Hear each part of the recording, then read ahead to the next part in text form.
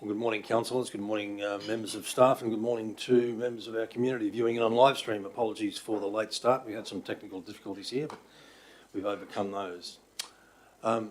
As is customary at the beginning of each meeting, councillors, we pay respects to the Darumba people, the traditional custodians of the land on which we gather, and pay respects to their elders past, present and emerging. Item 11.1 is where we're starting this morning, councillors, following on from our closure yesterday, and that is the matter relating to the appointment of a councillor.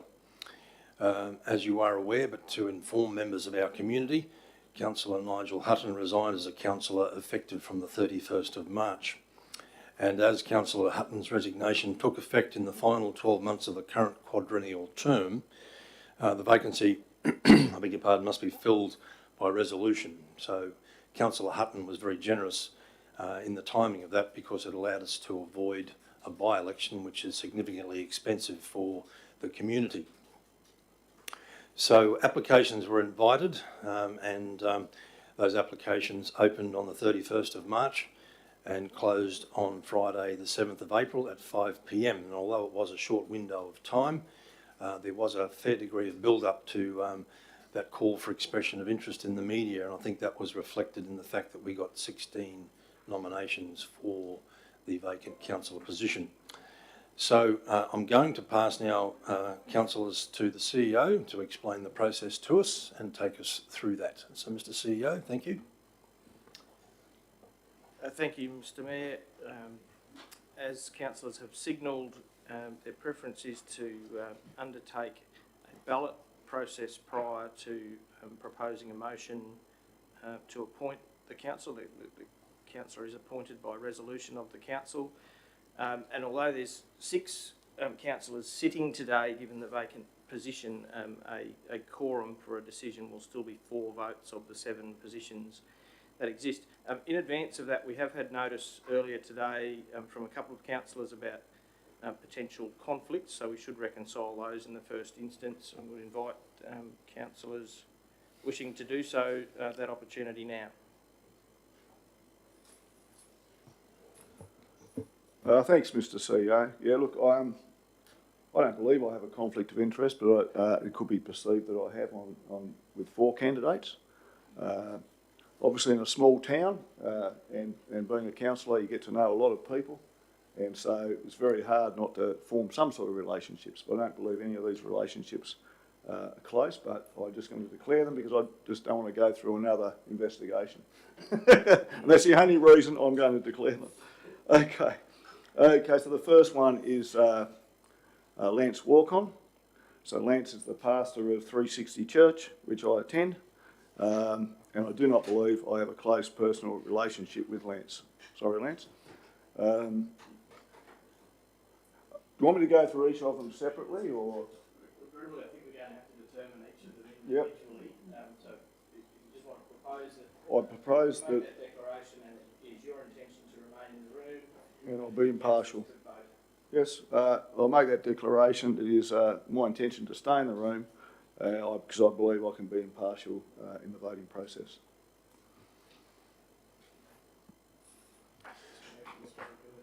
Yep. So, councillors, we'll just go to the vote whether you believe Councillor Eastwood has a declarable conflict of interest or not. So, any questions first, councillors? Yes. Councillor Friend. Thank you, Mr. Mayor. Just wondering, so we're voting on for Councillor Eastwood to stay or to leave? What specifically? Well, at this stage, we're trying to determine whether Councillor Eastwood has a declarable conflict of interest. So if we put up our hand, we are saying he does. He does. Is that what it means? Okay. Is that the logic, Mr. CEO? Sound... Well, the declaration is to remain in the room. Okay, I beg your pardon. Right, I beg your pardon. They're comfortable for that. Yep. It can be either or if the option is put in the positive. So as long as councillor Stay in chambers. clear and councillors are clear on what is being voted on. All right, so we're voting on whether Councillor Eastwood stays in the room. Okay. Clarification, Mr. Mayor, is Councillor Eastwood eligible to sit at the table while we have that vote on him? Yes, he is. All right, so all in favour of Councillor Eastwood remaining in the room for the vote on, we're doing it individually, Mr CEO, and Lance Walk-on? Okay, all in favour? Carried, thank you. All right, next, Mr. Councillor Eastwood. The second one is on Heath Henwood, Mr Mayor. So Heath Henwood was the chairperson of the chaplaincy committee, which I was a chaplain for a number of years at the high school. And I sat in many meetings with Heath and had lots of discussions, but I do not have a close personal relationship with Heath. And I believe I can be impartial in the vote. All right. So again, councillors, we're voting on whether Councillor Eastwood remains in the room for the vote on Heath, or for Heath Henwood, on the vote, which includes Heath Henwood, I should say. All in favour? Carried. The next one, Mr Mayor, Doris Bell. So Doris Bell's the partner of somebody whose company I enjoy on occasions. I do not have a close relationship at all with Doris. And so you propose to stay and I can remain in the room. Okay. All right, so voting in favour of Councillor Eastwood remaining in the room. Carried. Thank you. And the last one, Mr Mayor, is Helen Schweikart. I have had discussions with her as a real estate agent for selling a property of mine. Yeah, I do not have a close relationship with Helen. All right. All in favour of Councillor Eastwood remaining in the room? Carried. Thank you very much. That's it, Councillor Eastwood? That's it, Mr Mayor. Thank you. Mind you, I could probably go nearly through the whole list. Well, I think we probably, as you've said before, we've all come into contact with many of these people. Councillor Bello. Thank you, Mr Chairman and councillors and staff. Similarly to Councillor Eastwood, although perhaps not quite as popular out there with as many people as himself, but Lance Walk-on is also, as similar to Pat there, I attend that church. I probably go a little bit more than Pat, just for the record, so that might sway it a different way, but otherwise, yeah, I've been a member, well, not a member, I attend that church. So, and I don't believe I have any issue with being impartial. So, leave it to you guys. Thank you. All right, so those in favour of Councillor Bello staying in the room for the vote, including Lance Walk-on, all in favour? Carried. Thank you very much.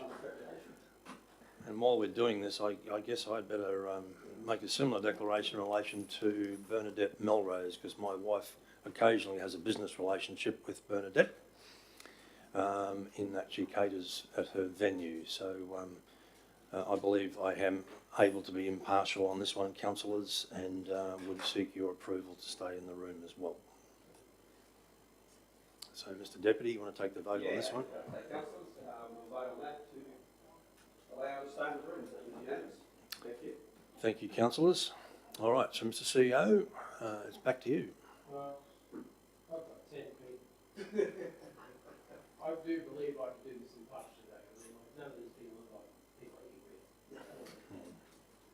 You want me to declare? You should. You should declare, councillors, given that the others have. Oh, stress. You want to just do it en masse? Yes, please. Just give us the list.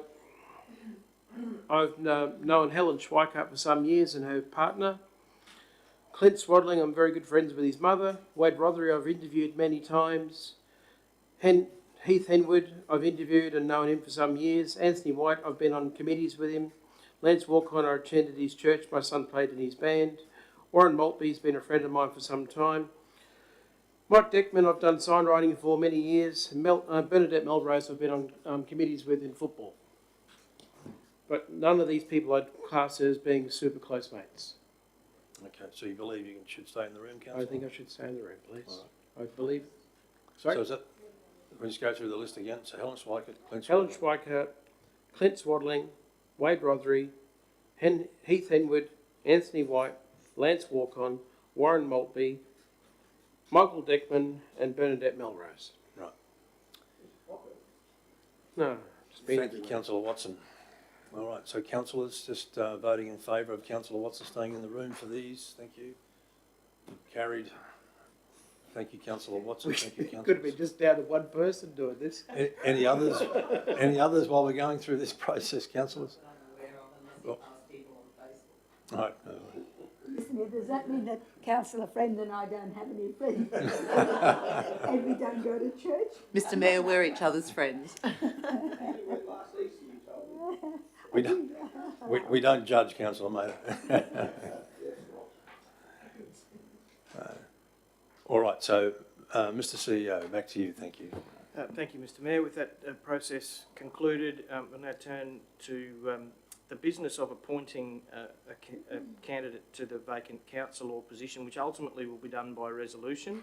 Will require 4 votes of the 7 positions to take effect. In advance of that, councillors have signalled a preference to conduct an informal ballot on this exercise. So Joe and Alani are kindly going to administer that process for us. We'll distribute ballot papers to you now and would ask that you signal a first preference only on this first occasion, and we'll see where that gets us. In your hands, Joe. Okay, good morning, councillors, mayor and councillors. My name is Joan McLennan. I'm officiating as a returning officer for this ballot process. As the CEO has just said, the ballot papers are placed in front of you. So in this instance, we just require you to place the number 1 against your preferred candidate only. And then once that's been done, turn your papers over and Alani will come around and collect those.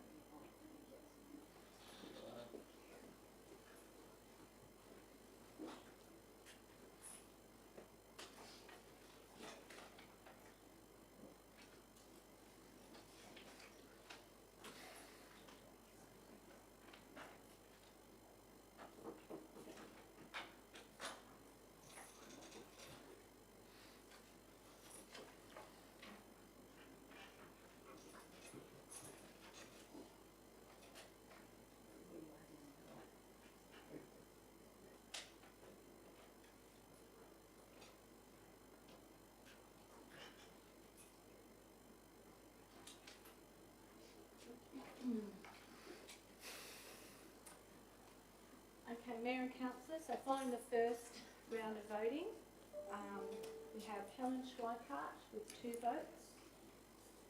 We have Clint Swadley with 2 votes, Doris Bell with 1 vote, and Anthony White with 1 vote. So those candidates now will be put up on the screen, and they will be the candidates that you'll be voting for in this second round to obtain an official position. Yes, so yes, so there. So Alani will send around the next lot of ballot papers. So you'll just need to place number 1 against your preferred candidate against either Helen, Clint, Doris, or Anthony. They're the only candidates to be voting against on that paper. Just the number 1. Just number 1. I'll just do another one. Just the number 1, yeah, the 1 against your preferred. If there's nothing decided against this, there will be a preferential vote. Take that into consideration.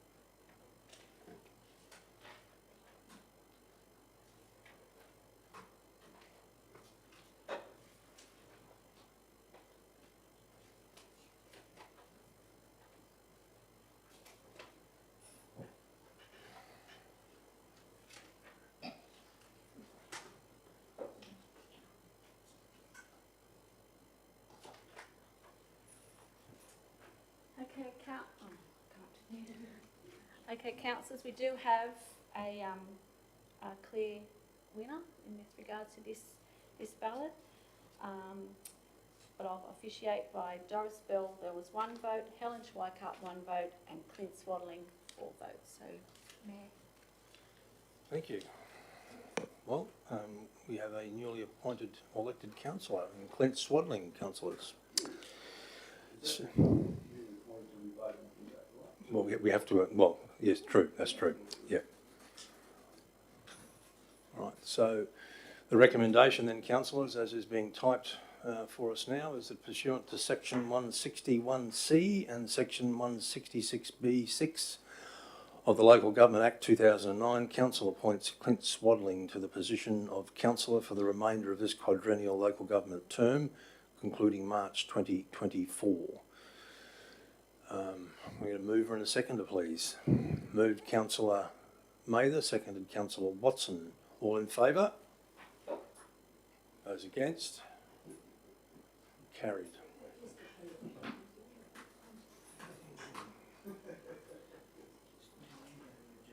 I shall adjourn. Well, actually, I might just pass the chair to the deputy, if that's all right. I'll go and give Clint a call. Yeah, no problem, Mr. Mayor. Thank you. We can take over from there. Thank you, councillors. And if Mr. Clint Swaddling accepts the nomination, well, congratulations to the mayor has gone to try and contact Mr. Swaddling by phone and notify him. So thank you, councillors, for your participation in that, and we shall move on through the agenda here to the next item on the agenda, which I believe is 11.2. That's the monthly financial report for the period ending 31st of March 2023. Thank you, our Chief Financial Officer, Andrea. Thank you, Chair. Good morning, councillors. So today I'm presenting the monthly financial report for the period ending 31st of March. So that is 75% of the way through the financial year.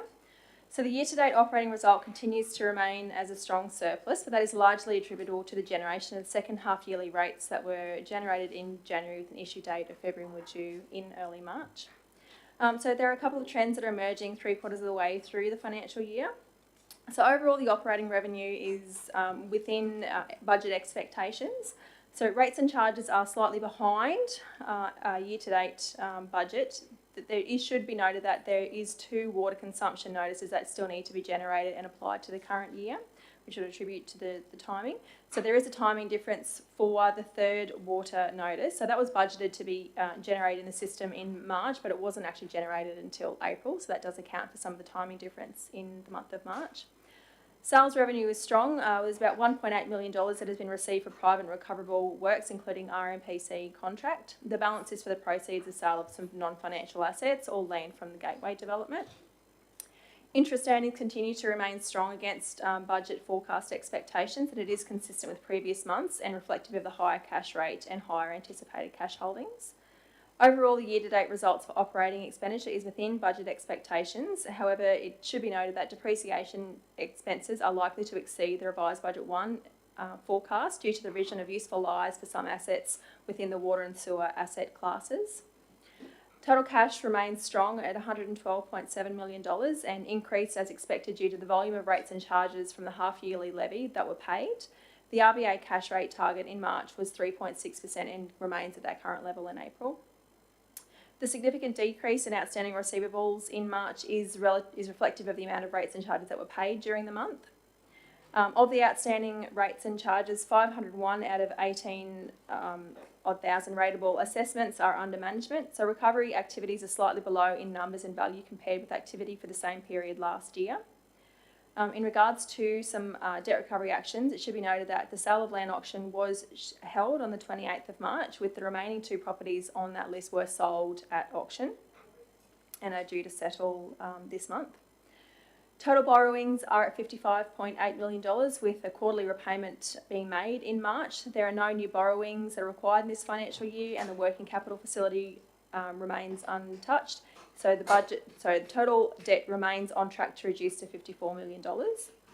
Procurement spend in March shows a higher spend with businesses located within Queensland but outside the CQ area. So these continue to be predominantly related to payments for contractors for capital works progress claims, annual software licence fees and other annual fees, and the valuation role maintenance fee.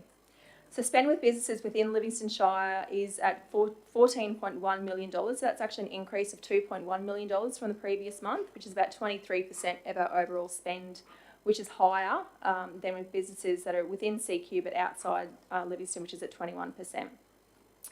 In the month of March, at the end of March, there were 3 open tenders, 4 awarded and 1 non-awarded contract. In regards to capital, our infrastructure charges have eased in the new year, and a review of capital grants is being undertaken to see release of contract liabilities to grant revenue projects to be undertaken in April. Project expenditure, direct expenditure, is slightly behind year to date. However, there is $23 million in committal, so that is reflective of a large portion of work to be completed this year, as well as for contracts or orders being placed for works and services to be delivered in the new financial year.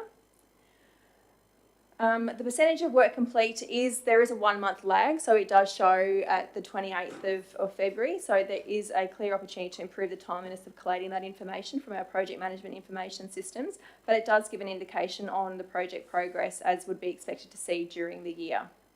I'm happy to take any questions from councillors on the monthly financial report. Councillors, any questions? Councillor Friend? Thank you, Mr Mayor. Through you to Andrea.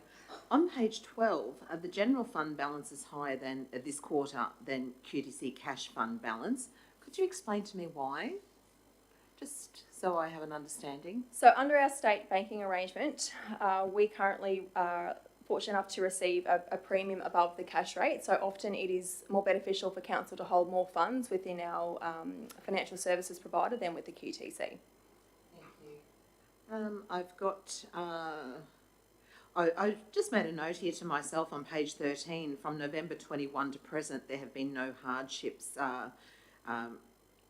given out. Is there a reason why, or it just seems like an awful long time? I thought that someone may be in hardship within that. It's my understanding that no hardship applications have been received by council. Okay. So it's not that any have been denied, it's that we haven't received any. Oh, okay. Thank you very much. Page 17.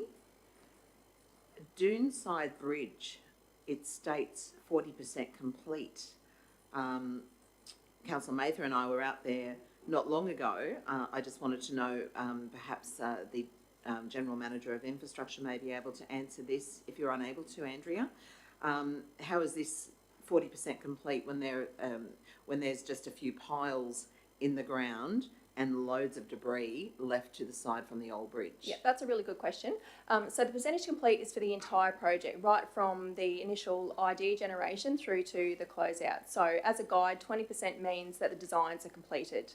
So it's not 40% of construction is completed, it's 40% of the entire Thank you project. for clarifying that. That makes so much more sense. So on page 25, there is, and I'll just quickly, please bear with me all, I'll just go to page 25. I just want to ask about Kelly's Dam and the remedial works there. It notes on page 25 Kelly's Dam, and that it's very difficult to find the contractors to actually do something about that. So it's I just wondered who were the company that assisted with the similar works at Mount Charlton Reservoir. I suppose that might be a general manager question or one on notice. So, yeah. Okay, on notice. Thank you. Councillor Watson. And through the chair, Andrea, sorry. On page 16, there's the town car park facade. It says it's only 40% complete. I thought we weren't going to hand that land back across the road until that was complete. I'm just wondering why it only says 40%, because I thought the facade had been redone.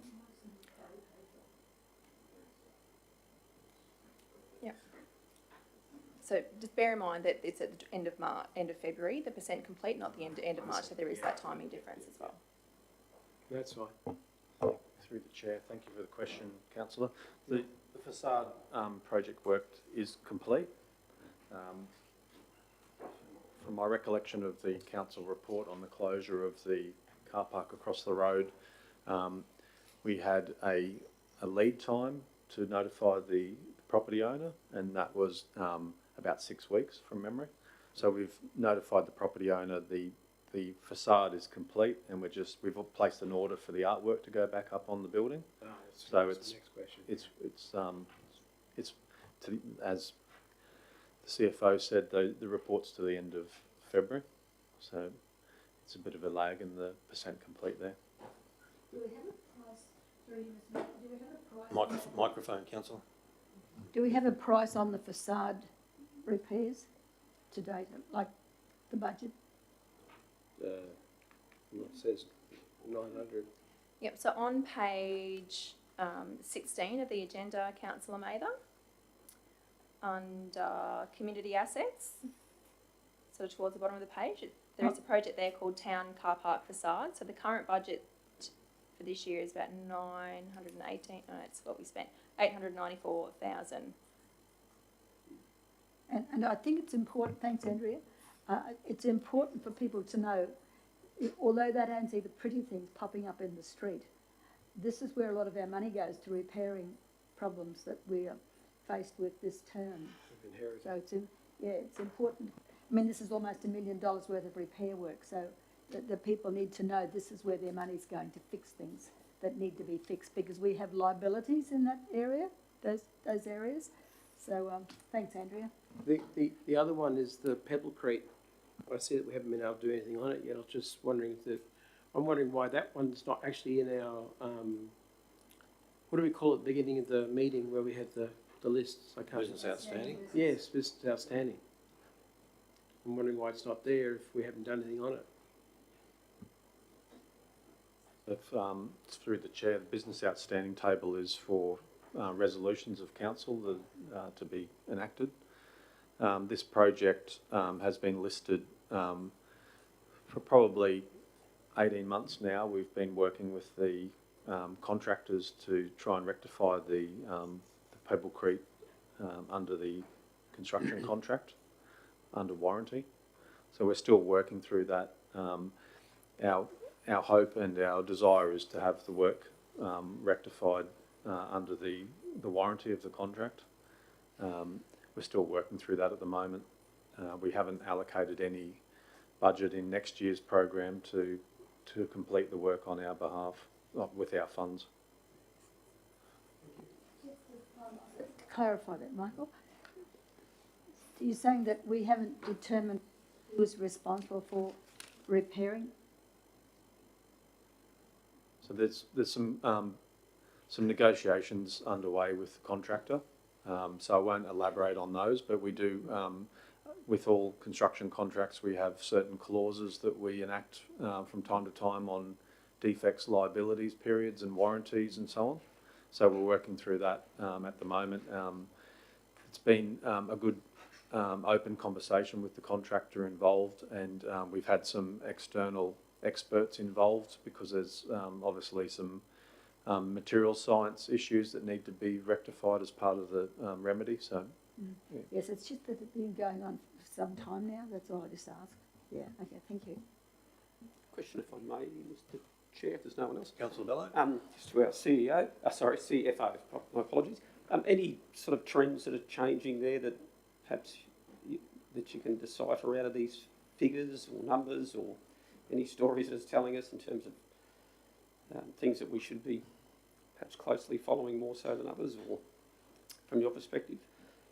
I think the one trend that is emerging is the number of non-awards within the tender process.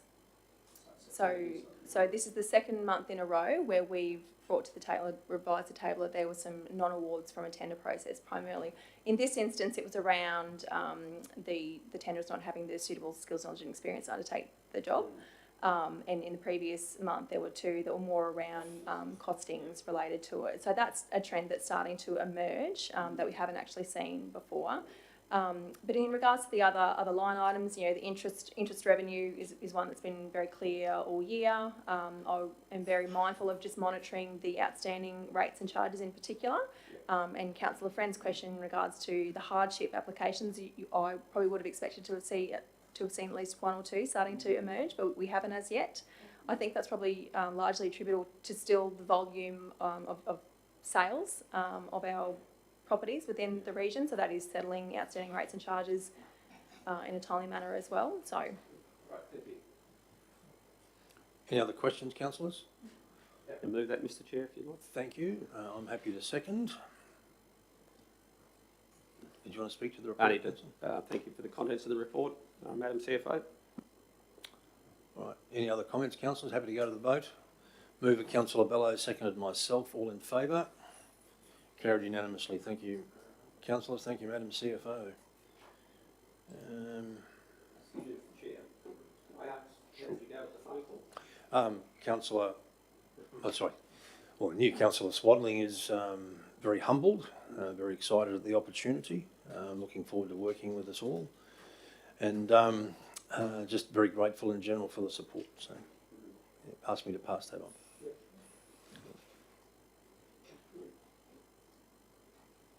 Excuse me, just through the chair, when does the onboarding start? Tomorrow?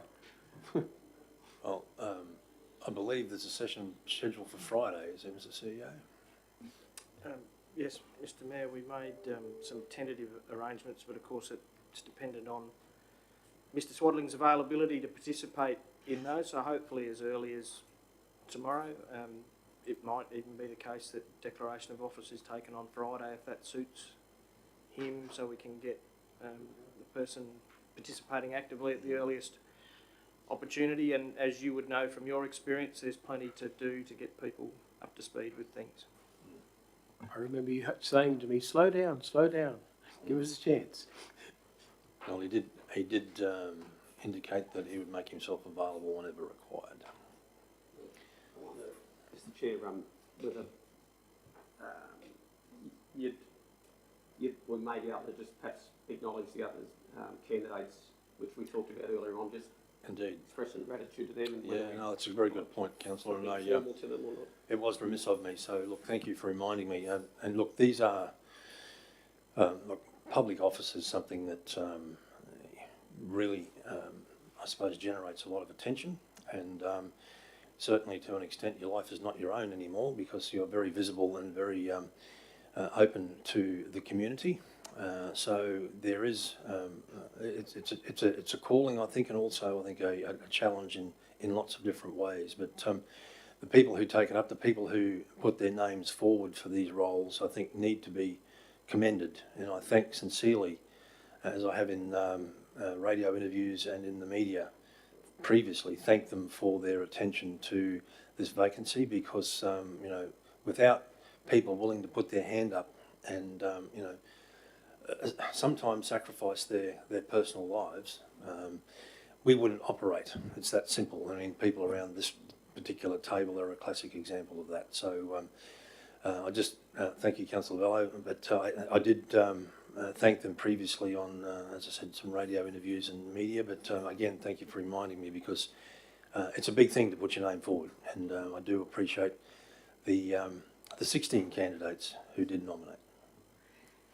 Councillor Friend. Yes, Mr. Mayor, may I just add to your eloquent speech there that not to be discouraged for these candidates. Please consider running in the next 2024 election, which is in 11 months, and because it's really important, if you're passionate for the community, put your name out there. Thank you. Good point.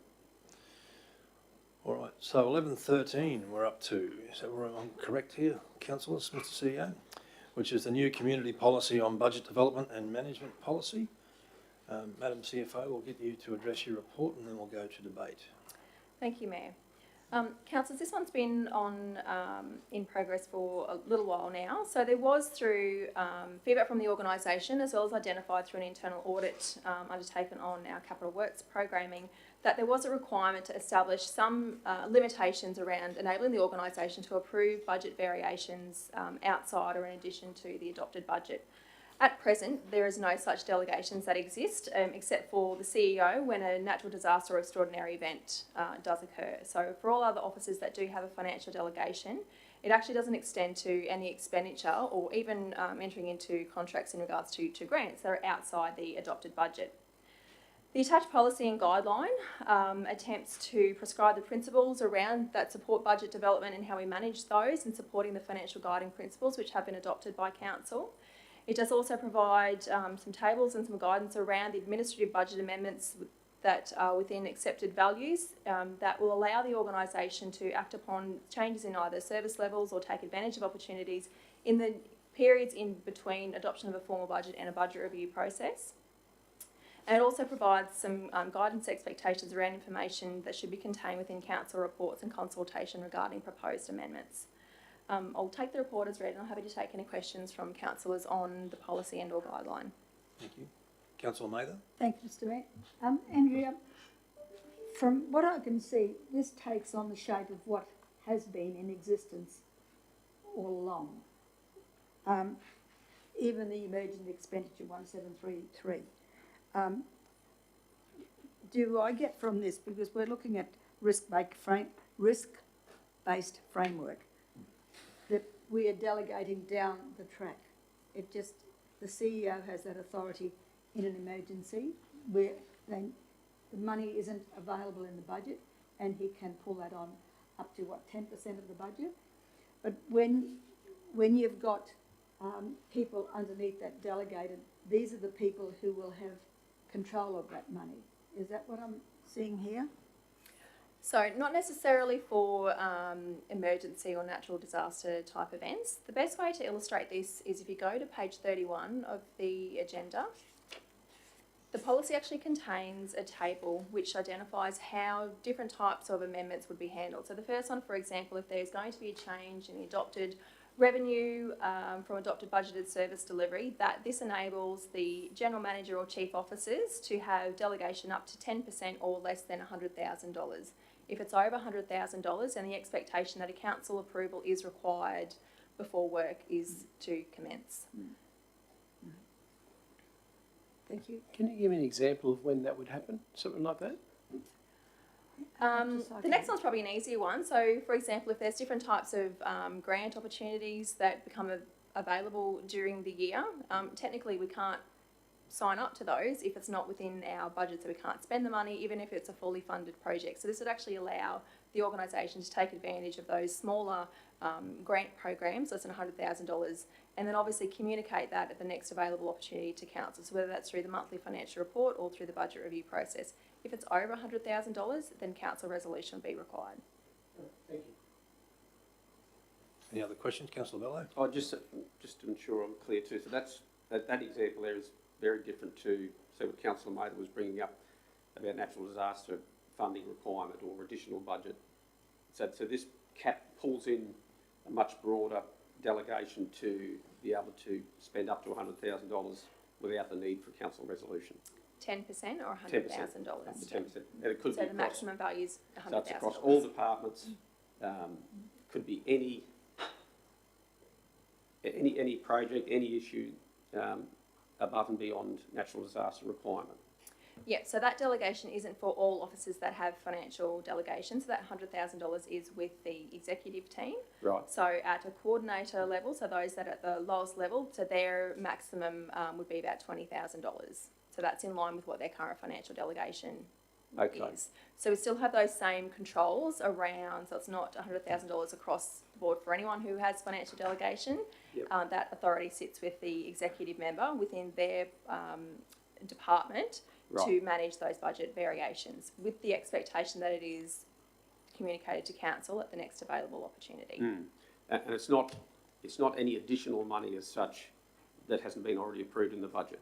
It's what's within the budget itself. No, so it is things that are not within the budget.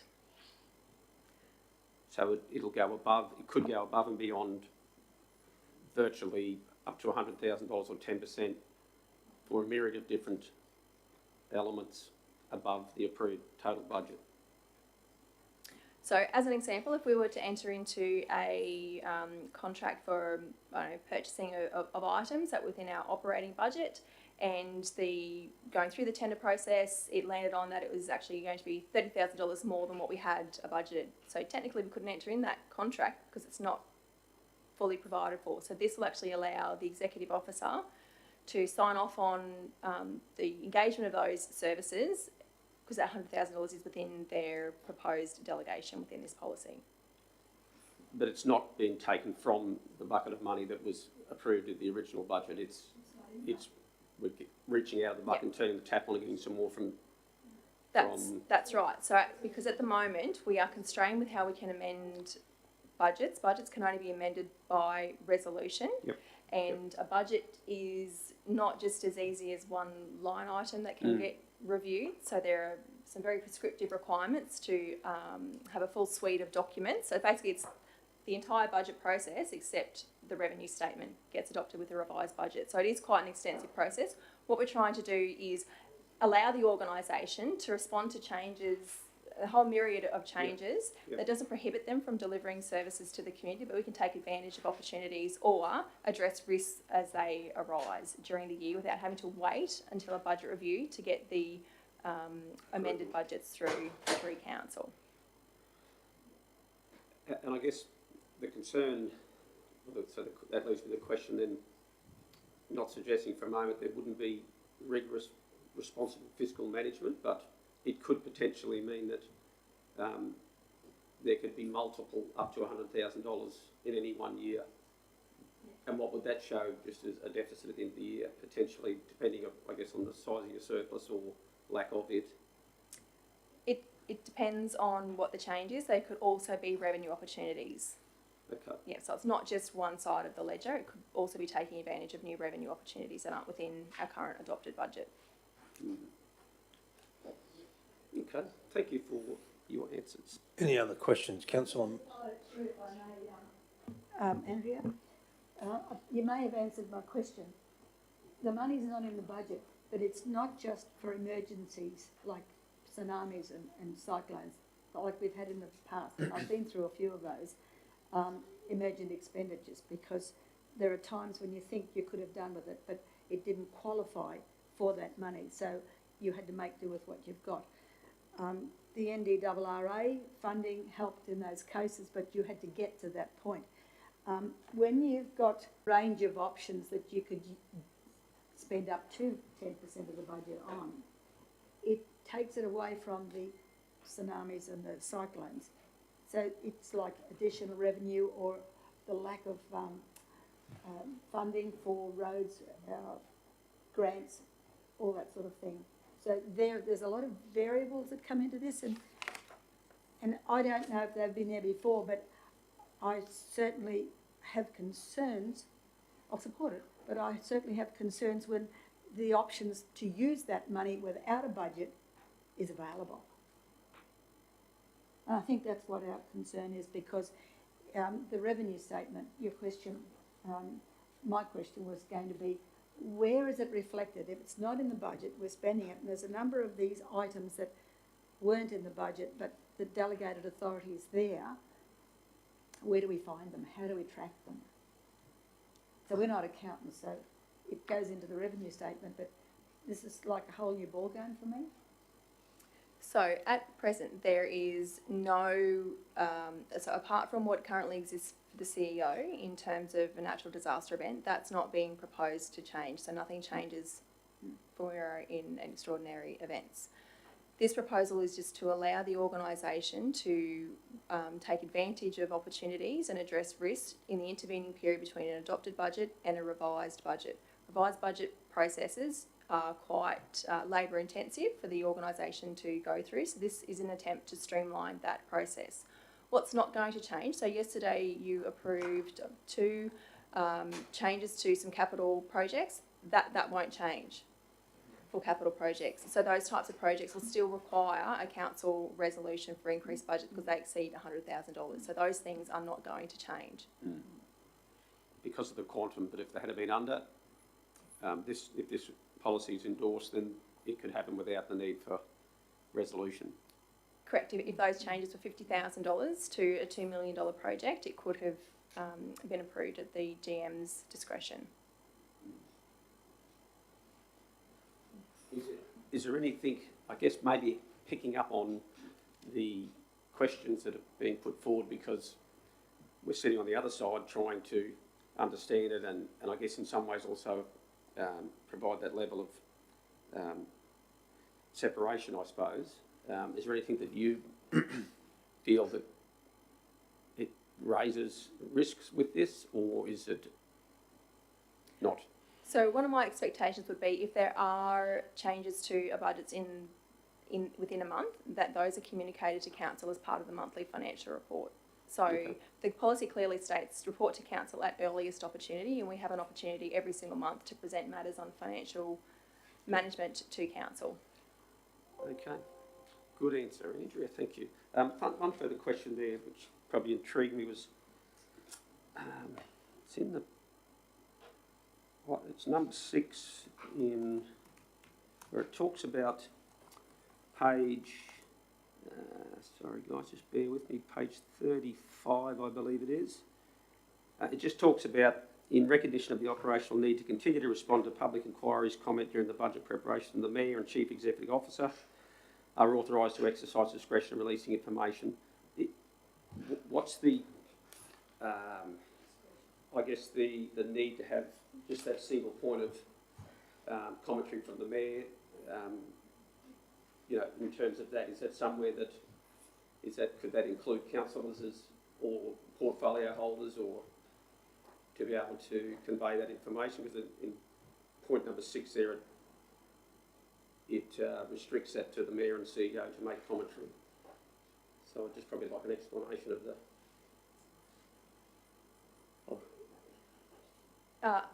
Other than the Mayor is generally the spokesperson on the entire budget, it was just looking at it from that perspective. But if councillors wish to amend that to be councillors or portfolio holders, I wouldn't see that there would be a huge issue with that. Councillors would appreciate that we've had 6 budget workshops so far, and a lot of that information we haven't actually made decisions on. So if there was anything that we wanted to speak to the community about before a decision is made upon, this point 6 would enable us to have that Okay, conversation. so this is about, that's referring to what pre-budget comments that get made about the budget process cycle. Yep. Okay, whereas the policy itself is really, it's not just pre-budget, it's throughout the whole entire financial year. Correct. So it's just, okay, it's an interesting. Well, it does say there in point 6, the Mayor and the Chief Executive Officer, in brackets, or their delegate. Yeah. So that would make provision for the portfolio holder. I would read that as.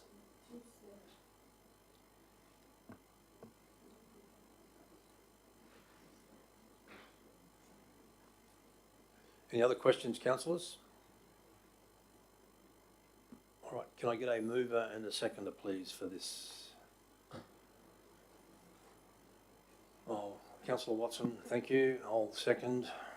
Councillor Watson, do you want to speak to the report? No, I'm fine. I'm just happy that we had that chat to find out a bit more about it. I must admit, when you gave me the example, it all fell into place. So. Right, thank you. Anyone speaking against? Not against, Mr Chair, but just perhaps if I could request a slight amendment there to include the portfolio holder as a commentary on the budget. So rather than all their delegate, you're not happy with all their delegate? Yeah, I'd be comfortable to have the portfolio holder. Yeah. Okay. That's just my preference. Right, will we be, sorry? I'd prefer it stayed the same, if we may. All right. Well, I guess we probably need a show of hands as to whether we're happy with the amendment first before we vote on the adoption of the report. Yeah. Mr Mayor, just so that I have clarity, if you wouldn't mind, so it's the Mayor and the CEO who have the actual delegations or their delegate. So if you choose to pass it on to the portfolio holder as Mayor, or the CEO asks the portfolio holder, then we then become the delegate. That's so correct. we don't actually have the delegation at that point. Is that correct? That would be how I'd read the policy. Mr Mayor, I guess there's two things that need to interact. So the first is what's being presented is a guideline that's endorsed by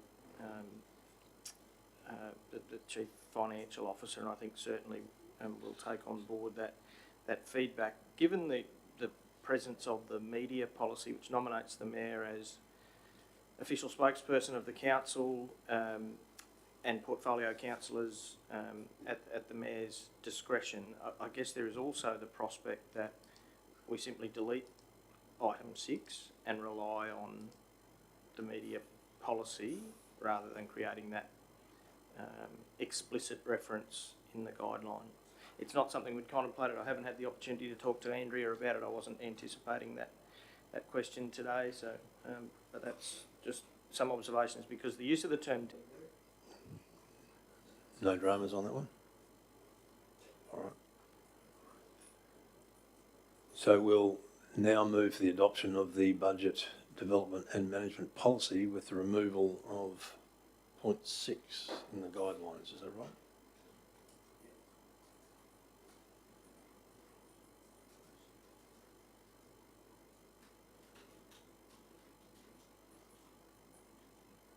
Of 5.1.6. 0.1.6 of the guidelines.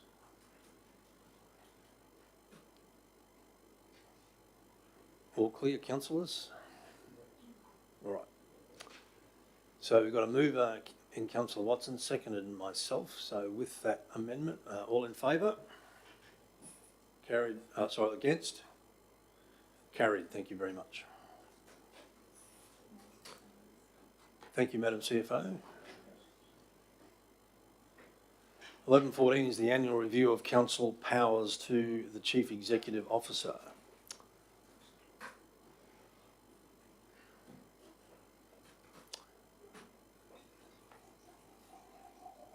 So welcome to the table, Mel, and welcome back to the organisation.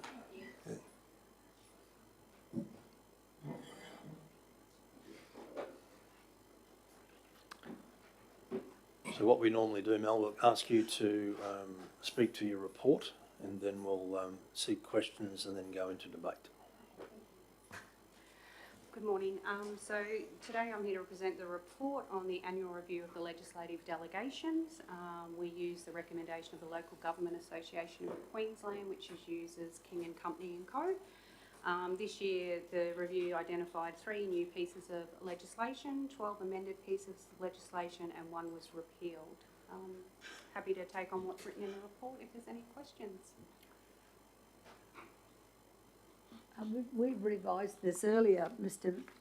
Mayor, and I think the only additions that I could see that certainly concern me were in relation to animal control and the identification of an animal that would come from the pound, that we need to certify that it's been neutered or chipped. And that had to be at the behest of the vet. And I think we solved that, so there's not a problem as far as I'm concerned, Mr. Mayor. All right, thank you. Yeah, yes, thanks. Councillor Friend? Thank you, Mr. Mayor, and just thanks for the segue, Councillor Mather, because I was just looking at on page 43 of the delegation, power to keep a certificate for a supplied animal and, if required by an inspector, make the certificate available for inspection. I was just hoping for a bit more clarity in relation to that one, if you wouldn't mind. Happy for me to answer that. So I did have a bit of a read through after the questions from the briefing. So there's 2 parts to that certificate. There's either the veterinary certificate, so generally for vet does one of those regulated procedures like a tail docking or a debarking procedures, the vet has to supply a certificate. Under those pieces of legislation, if you supply an animal with one of those procedures, you're supposed to supply it with a certificate. Similar to when you supply a dog with a microchip, you supply the microchip certificate. There is a provision in that section that if someone surrenders a dog to one of our pounds, they don't have to supply that certificate. So there is a clause in there that our pound, if they receive a dog that has a docked tail, then they would do the certificate that would just say the dog had a docked tail when we received it as a surrendered dog. That's what the certificate is. Thanks for clarifying that. That's okay. We went through this quite at length in our briefing earlier 2 weeks ago, and I'm not going to go back over that same ground again, and I had a lot of questions there, but I've gone through this once again. I just want to, for transparency, make sure that that these delegations attached for adoption today are a carbon copy and the exact delegations we previously discussed 2 weeks ago. Yes, there's been no changes, Councillor Friend. Thank you. Any other questions, councillors? Councillor Watson. Yes, sir. Go away. Hi. On page 60, it's the industrial relations. It's in red.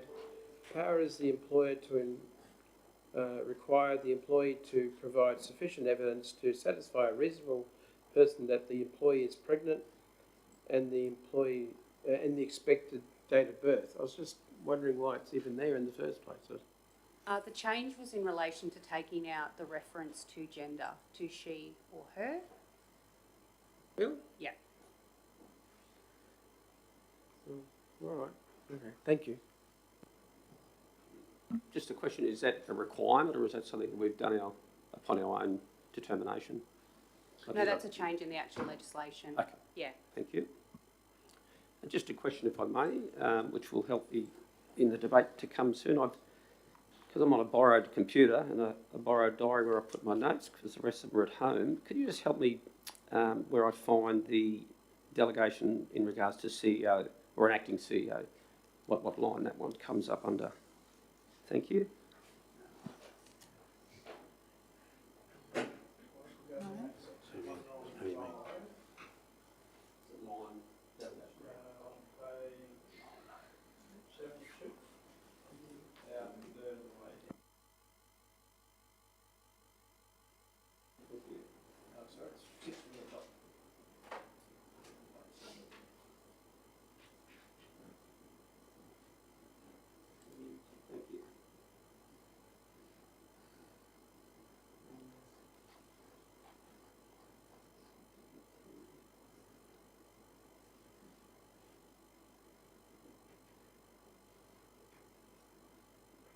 Can we move on while you're looking at that, councillor? Yes.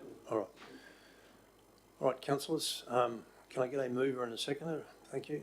Move Councillor Mather, seconded Councillor Watson. Councillor Mather, did you wish to speak to the report? No, because most of those were there before.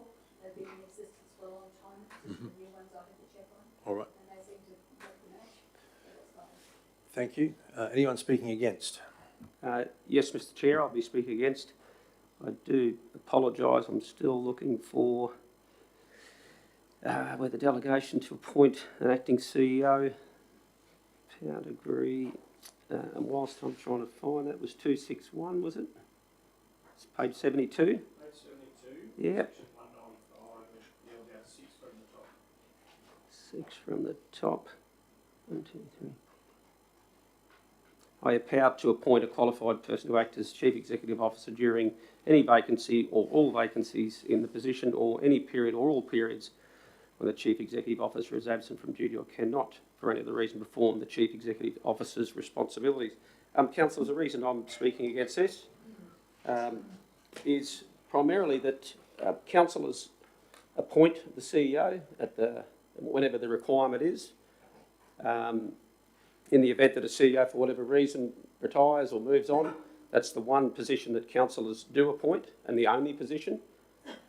It's a very important decision that we make on behalf of our ratepayers. I have no problem at all with delegating to the CEO in the event that there is a very short-term requirement to delegate, and that can be done internally. I fully support the delegation to the CEO to do that internally, but in circumstances where, for whatever reason, there is a requirement to go externally, as we saw yesterday in the previous section of the meeting, that is a responsibility that I believe councillors should not delegate. There could be any number of circumstances why a CEO may need to appoint someone externally, and I believe it's incumbent on us in our role and responsibility to be across that and to endorse that recommendation that may come from the CEO. It's not something that I'm prepared to delegate away, because I would want to know why, and I'd want to have a say on who was going to be in that role. It could be for one day, it could be a much longer period. And as a board of director, or on a board as a director, it's a very important decision that I'm not prepared to delegate away, but certainly am prepared to delegate for internal appointments, for whatever the case may be. So I'll be flagging, I guess, a foreshadowed motion purely to make that minor change in the event that this motion is not supported, and I believe it is in the best interests of our organisation and our ratepayers to do so. Thank you. Councillor Bello, you have the option to seek an amendment to this if you wish to make that change. Yeah, thank you, Mr. Chair. I probably didn't test that in the grounds, and I thought it may have been a significant shift, but I'm happy to explore that through you, Mr. Chair, if councillors would agree. Who moved the motion there? Sorry, Councillor Mather, would you consider? Yeah. I'm just looking at the cleanest way through this. Sure. I'm just wondering whether that should be left that section should be excluded from the motion, and that be dealt with and resolved at a later date, because I think it has prickles on it that we need to identify that we're clear on what we're supporting. If you want to, I don't mind an amendment to the motion as the mover, if you want to leave that out, or whether you want to. The amendments on everyone's computer, it's the same one you got a week ago.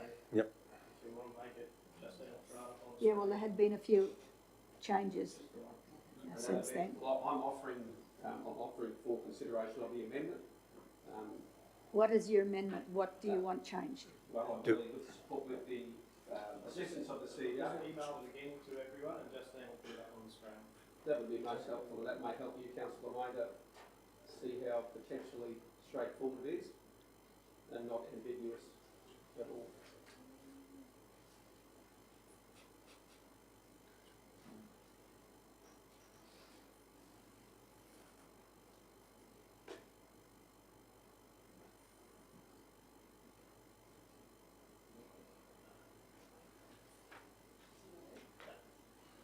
So that's not it. Not quite it. That might be an additional version.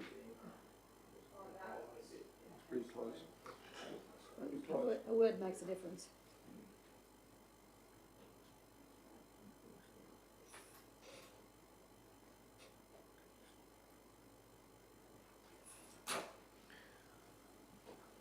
Okay, so that could be substituted in the CEO delegations, Mr. CEO. That doesn't seem to read. To Mr. Mayor.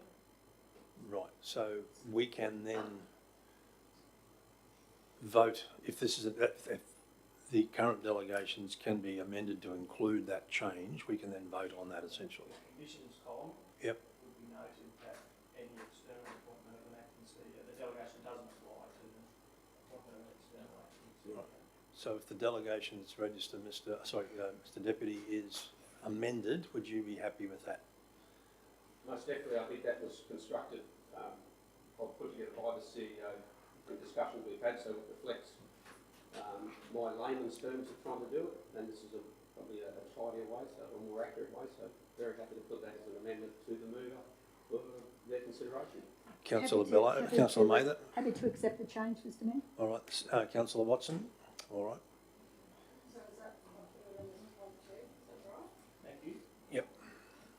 So have we got a new motion, or do we have an amended motion? That's a new motion. So this is the one you're voting on now with point 2 included, Councillor Mather. Yes, Mr Mayor. Okay. Any questions, councillors? It's pretty clear. Thank you, Mr Mayor. I do have a question on that. That council resolves to delegate the Chief Executive Officer, the financial as contained in attachment 3. Where does it note that it has to, it's by council resolution for an external CEO? Two. Council conditions for delegation. So point 2 allows the CEO to make an internal appointment only. So on the occasion where the organisation seeks to appoint an external one, it would have to come to council for resolution. I understand. Thank you. That privilege is still there. It's always been there. Internal appointment. Yes. Yes. Yes. But there's nothing untoward as to what we've always been doing, what the practice has always been. No. So it's not new, is I what I'm saying. don't think that's the suggestion from anybody, Councillor Mather. Yeah. Make sure it's clear. All right. So we have a new motion, councillors, as on the screen. You've got to move a Councillor Mather, seconded Councillor Watson. Anyone wish to speak to it before we go to the vote? Yes, Mr Mayor, I will speak to it, and I just want to thank Councillor Bello for the changes. And I just want to reiterate that as a board of directors and this council table, it is important that we do have some control over who runs the organisation. And I just think that this, when somebody's on leave, etc., and I just think that this really clears it up, and I just totally endorse it, and I just ask our colleagues will as well. Thank you. All right, thank you. Anyone else before we close debate? Councillor Mather, do you want to wrap up? Thank you, Mr Mayor. This resolution is totally in line with the resolution we had yesterday. Thank you, Councillor Mather. All right, so we've got a mover, Councillor Mather, seconded Councillor Watson. All in favour? Carried unanimously. Thank you, councillors. All right, so we're up to 11:15. Thank you, Mel. Development application for a relocatable home park and reconfiguration of the lot on Lot 4, Tamby Road, Tarramble. Welcome to the table, Tammy. We'll ask you to present your report and then we'll go into debate. Sure. Good morning, Mayor and councillors. I'll just wait for...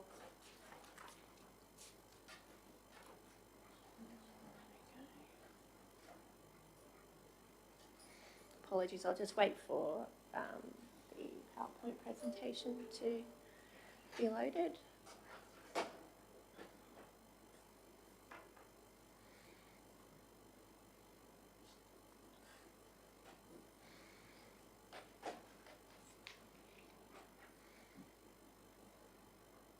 I'll just make a start. So the development application is for material change of use for a relocatable home park and includes a reconfiguring a lot aspect, which is one lot into two lots.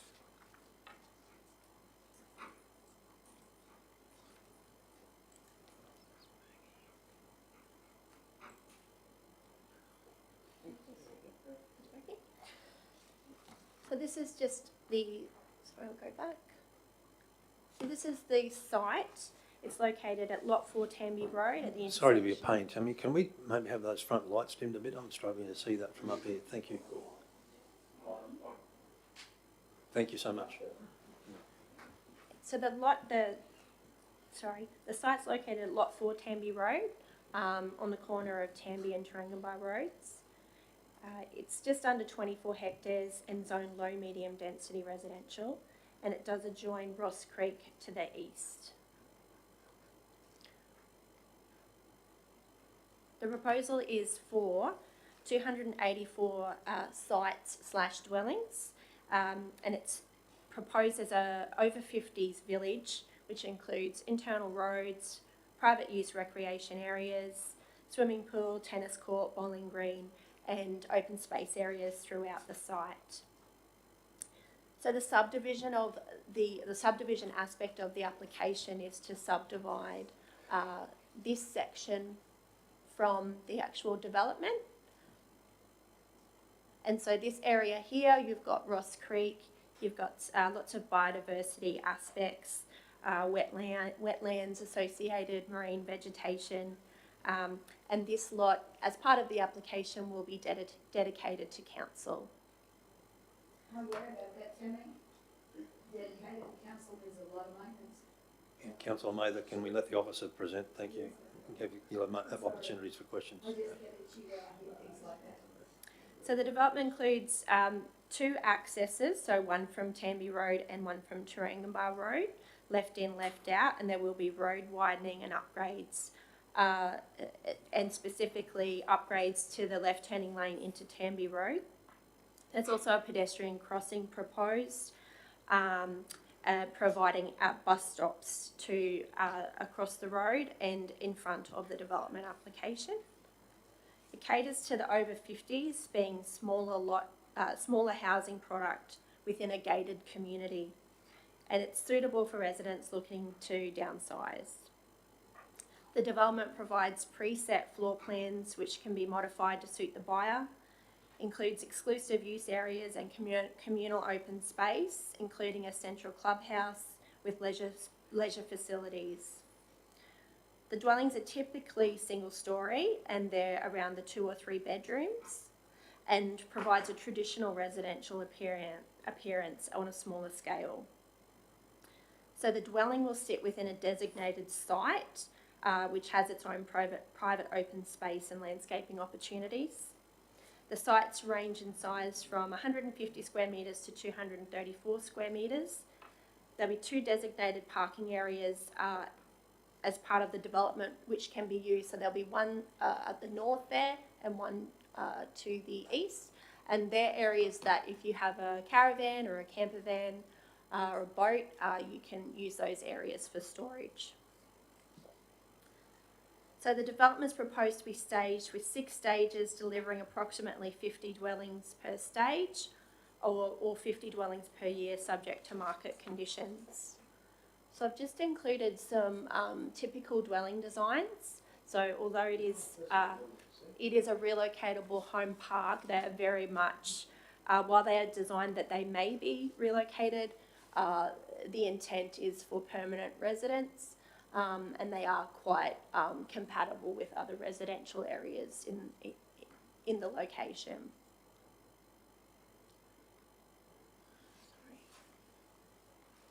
Sorry, I'm just, and this is just to give you an idea of how the individual dwellings would sit on the sites, the availability for landscaping, and then just on the right-hand side, it's just a demonstration of landscaping external to the site.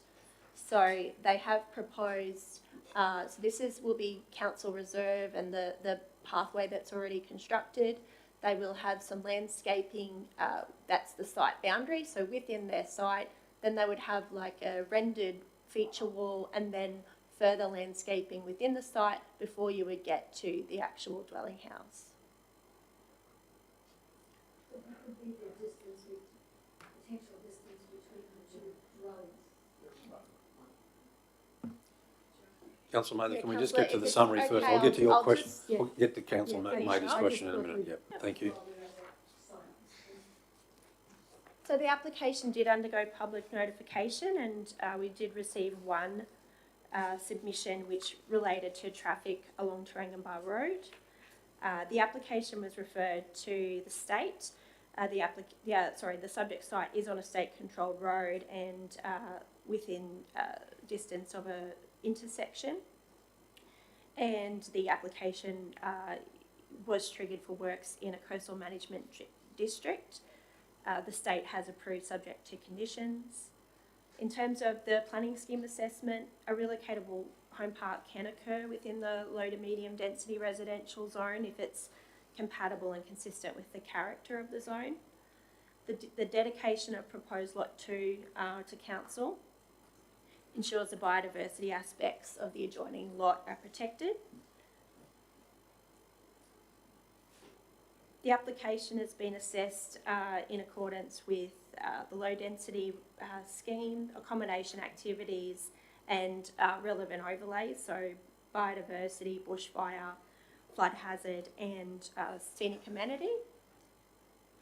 And the application is recommended for approval subject to conditions, and infrastructure charges are dependent on the size of the dwelling, so it depends on the number of bedrooms the person chooses to have, and that'd be calculated, I guess, as they're built and constructed. I'm happy to take any questions. I think I'll go to Councillor May, the first thing. She was first off the mark. Light's not on, Councillor. Amy, these houses, the 2 and 3 bedroom, are they ordered before they go up, or are they placed there by the developer and somebody comes along to purchase? So they'll be constructed as somebody purchases. So it's actually the owner's responsibility to choose a design, choose the number of bedrooms, choose the colouring, everything. Okay, so no different to what's out there now, like if you want a house built on your land. That's correct. However, you won't have tenure over the land. Yes. You'll have an allocated site. Yes, yeah. And the distance between the houses, I guess, I'm talking about gardens and noise and music and things like that. I guess it depends on whether the house is a 2 or 3 bedroom as to the gap between the two dwellings. That's correct. So we wouldn't know the specific sightings until such In time. any one given point, yes, okay. Someone else might like to go now, thank you. Councillor Watson. So through the chair, Tammy, I'm just wondering about a few things. Why is it called relocatable if they can't be relocated? So through the chair, they do have to comply with the Relocatable Home Act. So are they on the slab? They are. So look, I guess they can be relocated, but the applicant, the intent is for them to be permanent. But I just don't understand why it's classed as relocatable if they're not really relocatable. I believe it has more to misleading. do with the tenure. So you will own the building, but you won't have land tenure. So the idea is that it's unlikely, but if you own the dwelling, you could potentially remove it off site. It's more likely that you would just sell to another person. The other thing is, I can't see any drawings for pathways, seeing everyone's over 55. I thought a lot of these people would be walking, and I can't see any pathways drawn in this. Is there pathways? So that it's actually all private internal roads. I'm not sure if there are pathways, but I would expect that it would be quite a low traffic speed. And there are, if I can just bring up the plan,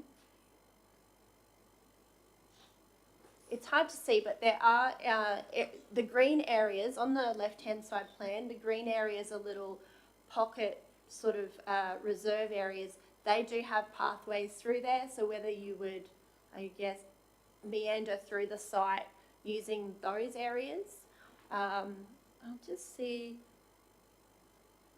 So these designs, some do show pedestrian pathways at the front. I'm not 100% sure if this application does include pedestrian pathways. Shouldn't we know this before we approve it? Because it's an internal road or private road, I'm not sure if it would have the same requirements. I'm wondering if Greg might. Greg, you'll have to join us. Yeah, mate, you have to come up. People can hear. While we're talking about that, is it a 50k speed limit in there, seeing it's... But what would it be? Have we got it? Do we know what it is? I'll ask Greg to answer that. Through the chair. Thank you. Through the chair. The intent would be that it would actually be a shared zone within the area. So vehicles and cars will be together. Vehicles and pedestrians will be on the road together. Yes, they normally are. So the The speed limit would probably be maximum set 10 k's, 20 k's an hour maximum. Would that be something that be signed? I can just see issues, that's all. And I believe we have conditioned in there that all signage must comply with the MUTCD, which is the Manual of Uniform Traffic Control Devices. So it would be something they would need to regulate. Councillor Friend. Thank you, Mr Mayor. I have a little commentary leading into my question to give it context, and I have 3 questions all relating to traffic.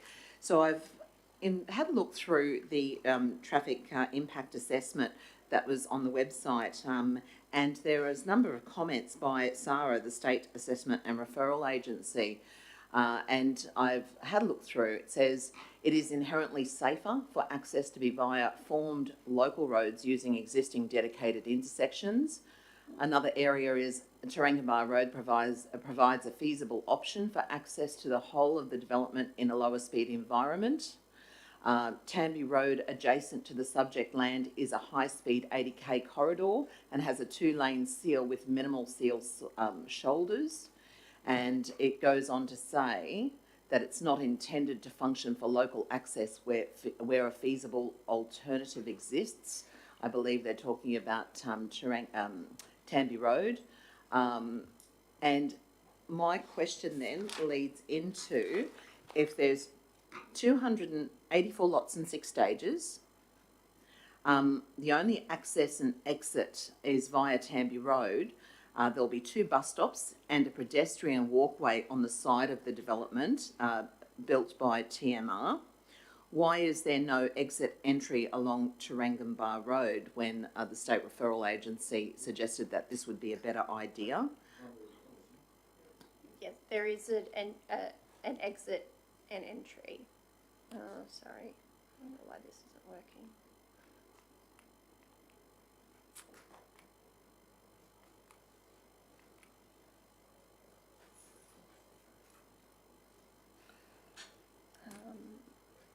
So that's an additional vehicle access from Tarangabar Road, and we have conditioned that be constructed as part of stage 1. They'd proposed it to be constructed as part of stage 3, but we have conditioned to be constructed as part of stage 1.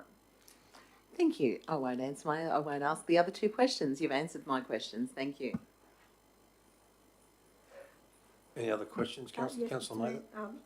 there are a number of non-compliances, and there are quite a number of they've been asked to condition to comply. So obviously this has not been done before, and this is the master plan, I suppose, for the future.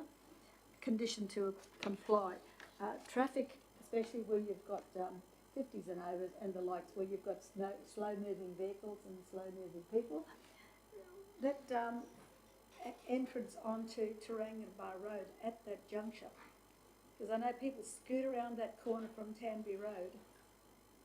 Is that the best site that you could find for that? Through the chair, in terms of sight lines, that was the location that the applicant has proposed that suited their development. We have had our engineers review the information and deem it to be sufficient. Through the chair, there is sufficient sight distance in that area. It's only a 60k an hour around that corner, and there are eventual plans to upgrade that intersection on Tarangabar Road and Tamby Road. I'm unsure of the timing. Take care of that, because they do scoot around there. Yeah. They come off the 80 and they scoot around there, and then decide to slow down once they turn the corner. So we didn't want any wheelie walkers getting caught up in that cross traffic, you know. The open spaces, Tam, how much of that water actually comes up to the residences or close to the residences? Because when you get a lot of flooding, I mean, does that escape fast enough to not pose a threat? Through the chair, they will be doing some levelling of the block, so you would be aware that there is a bit of a mound. They will be levelling that. All sites will be above the recommended flood level, and they have included some detention bases throughout the site to manage stormwater flow. Eventually, that will naturally flow into the creek once it's gone through the detention basins. Because detention basins tell you that they're expecting a lot of water, so they need to hold it to release it, because we've got a few of them around the ridges. And the open space, is that going to be manageable, maintainable by us, or is it expected to be maintainable? It should be the type of vegetation that doesn't require a lot of maintenance. So it's not going to be maintained like a parkland. Like natural? It's a reserve. Natural yes. reserve, so. Yes, natural reserve. So we're going to be making sure that the weeds and such are going to be treated in that area. I'm So just looking we at have conditioned that the area is free of weed prior to council taking the lot over. Yes. Just for some context, council is constructing future trunk sewer through that site, so there is likely to be some Take care of disturbance. that as well, yes.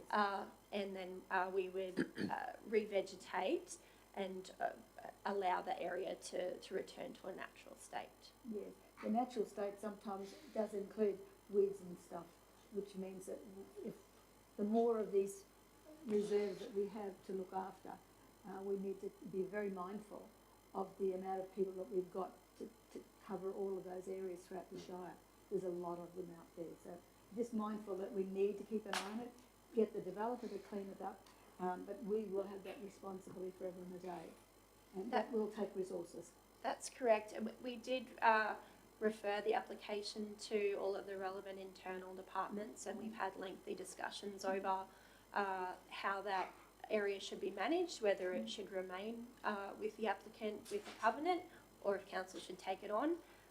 And the agreement was that we agreed that it would be best to be under our control. Why is that, through why is that, Tammy? I wouldn't like to think that we would take on more than we really need to. So a lot of it had to do with the trunk sewer alignment and I guess the flexibility that gives council in constructing that infrastructure. So, And the value of the vegetation. Yes, I know that you don't get the phone calls, we do, when weeds sort of get out of control and people come to us to clean up. We don't have those resources. So I'm just, pardon? Well, Councillor Mather, we're getting into statement territory rather than questioning now, so you can save that An comment. opportunity for a covenant to be there and to the developer to look after it. Yeah, but you can keep that comment for debate, Councillor. We're in question time at the moment. Yes. I guess I'll just all amongst questions and finding these things out, Mr. Okay. Mayor. All right. Thanks, Bert. Any other questions, councillors? Councillor Eastwood. Sorry, Mr. Mayor. Yeah, really Cobell Homes, cyclone rating, do they still have to go with the same provisions, Through the chair, building code? that's correct. So they would still undergo building applications for each of the houses. I'd like to move this, Mr. Mayor, when we get the chance. Right. Councillor Bella, do you have a question? Yeah, no, it is a question actually. That it really relates to Tanby Road, which my understanding is a state road. Is that correct? Through the chair, that's correct. So we've got, I guess, how do you reassure me that the current traffic conundrums that we're starting to see manifest at two intersections, i.e. the one on Taranganbar and Tanby, which my understanding is there's no forward works for council to put lights there. That's going to be a state responsibility. So we've got that intersection there, which councils, we don't have, to my understanding, no money in the forward works plan. The TMR had given us no indication when they're likely to do it, or... So DTMR are only responsible for Tanby Road, and Yep. their assessment has determined that Tanby Road is still functioning Yep. the way that it should. As I thank you for the answer. So the second question then, sorry to jump in there, Tammy, but relates to the roundabout there, further to the north, which, whilst I respect TMR's professional judgment, if they were to ask the people that are currently lining up there at times, it's getting longer and longer and longer, and with no foreseeable intervention there to improve the traffic flows there, how do we respond to the community by putting in another 280 odd dwellings that will funnel directly onto that road? Is there any way, and I guess there's no way we can condition this, that it'll be approved subject to TMR upgrading intersections, which we would have a different opinion on them, that they do need to be done? May I ask Greg to assist with this one? That's okay. Thanks for that. Through the chair, look, you're quite correct. The roundabout at Yeppoon Road does get congested at certain times of the day, particularly around those school times when people going to and from work. Ultimately, it is actually, unfortunately, and I don't want to sound like I'm buck passing, but ultimately it is actually up to TMR to decide when those thresholds have actually been met and that roundabout is over capacity and does need to be upgraded. I do understand that infrastructure officers have had some discussions with TMR in relation to the intersection we've just been talking about, Tamby and Tarangambar Road, as well as that roundabout, as well as some other potential connection points in future. Those discussions are still ongoing. Thank you, Greg. Any other questions, councillors? Councillor Watson. This is a little bit left field, but in 2014 I did a story only 50 metres down the road of a bloke being chased by a crocodile down there. Is there any provision for things like this with housing coming in so close, encroaching in on native areas like that? I know it's left field, but we've just had Mr. Irwin on the radio talking about people camping on creek beds and stuff like this, and we're moving into their areas, their territory. And I do remember the story quite well, because this fellow was putting his crab pots in and he'd been going there regularly, and then all of a sudden there's a croc waiting for him. I'm just wondering if we think of these things when we're doing this. Through the chair, it's not part of the assessment process. I guess we do respond to biodiversity aspects, but specifically crocodiles, no. The creek is still quite a distance away from where the property boundary will be, and they will have fencing up to delineate the actual development area from the lot.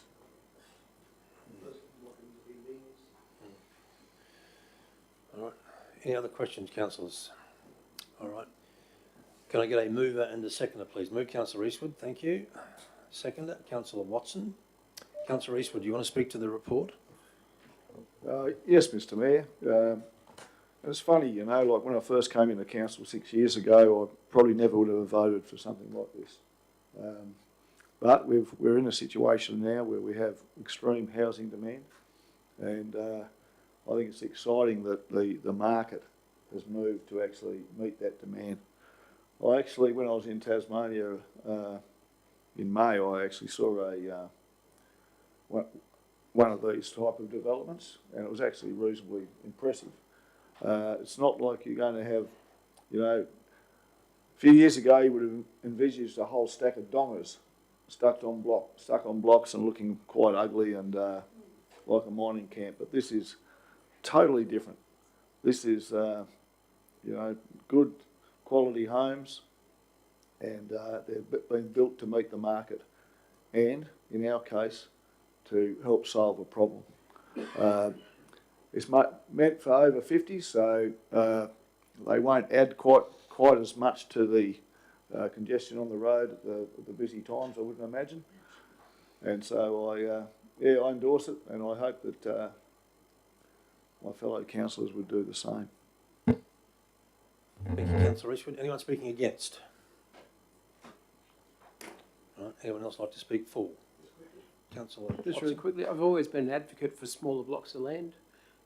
Too often we have big blocks of land with big houses, and I think it's time we all start reducing the size of houses we live in. So this is actually the sort of project I think is important in this area. Thank you. All right. Anyone else like to make a comment? Much of me wants to vote against this because of the frustrations that are being expressed by our community in that road network, and the solution lay with a higher level of government with much bigger finances than we. Part of me wants to vote against it as a protest to them, to say you need to address better traffic flows there on behalf of our community. But maybe I can vote for it on the grounds that as the problem potentially manifests, we'll be able to be better able to leverage a solution rather than hold back the development that we do need. If that makes sense to anybody listening here, that's how I will rationalise it. But I believe that we do have a strong responsibility to advocate to TMR and make sure they know every day that the more houses we put into areas where we want them to go, that their roads that they're responsible for, they need to accommodate the growth that we are needing to endorse and support for the community, but they also need to ensure that they're doing their part. And we desperately need to see that Tamby Road upgraded, in my humble opinion. Thank you. Thanks, Councillor Bello. All right, we'll close debate and go to the vote, councillors. We've got a mover, Councillor Eastwood, seconded Councillor Watson. All in favour? Carried unanimously. Thank you, Tammy. Thank you, Greg.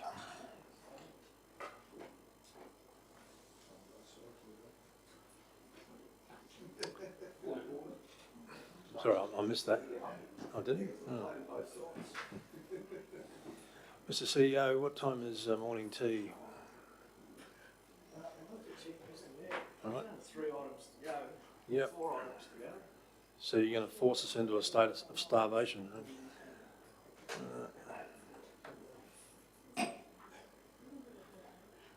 So we have 11:16, which I'm going to absent myself from the room, councillors.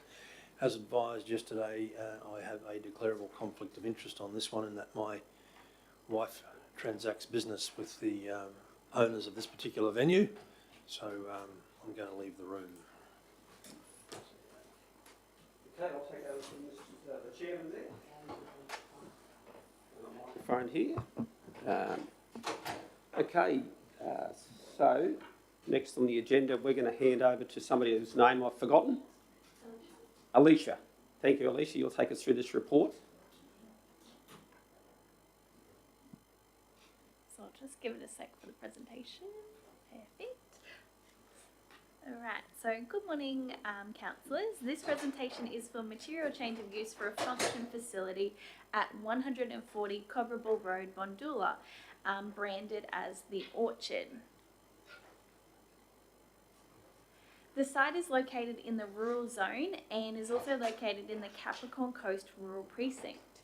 The site area is just over 16 hectares in area and contains an existing orchard at the centre of the site, a dwelling house and some farm sheds. The site is subject to the biodiversity overlay because it has quite significant vegetation to the rear of the site, and also the bushfire hazard overlay due to the vegetation at the rear and also in proximity to the site. So the proposed function facility includes a 12 metre by 6 metre enclosed function area that opens out onto open deck, and also some grassed areas that are suitable for temporary marquees. The functions are proposed are limited to 200 people, and all food and drinking water is provided by third-party vendors. An amenities block and a separate bathroom is provided on site to support the functions. Access to the site is from Cobberable Road. Marked parking areas are provided near the function area, and then a large overflow grassed area is provided for additional parking for larger events.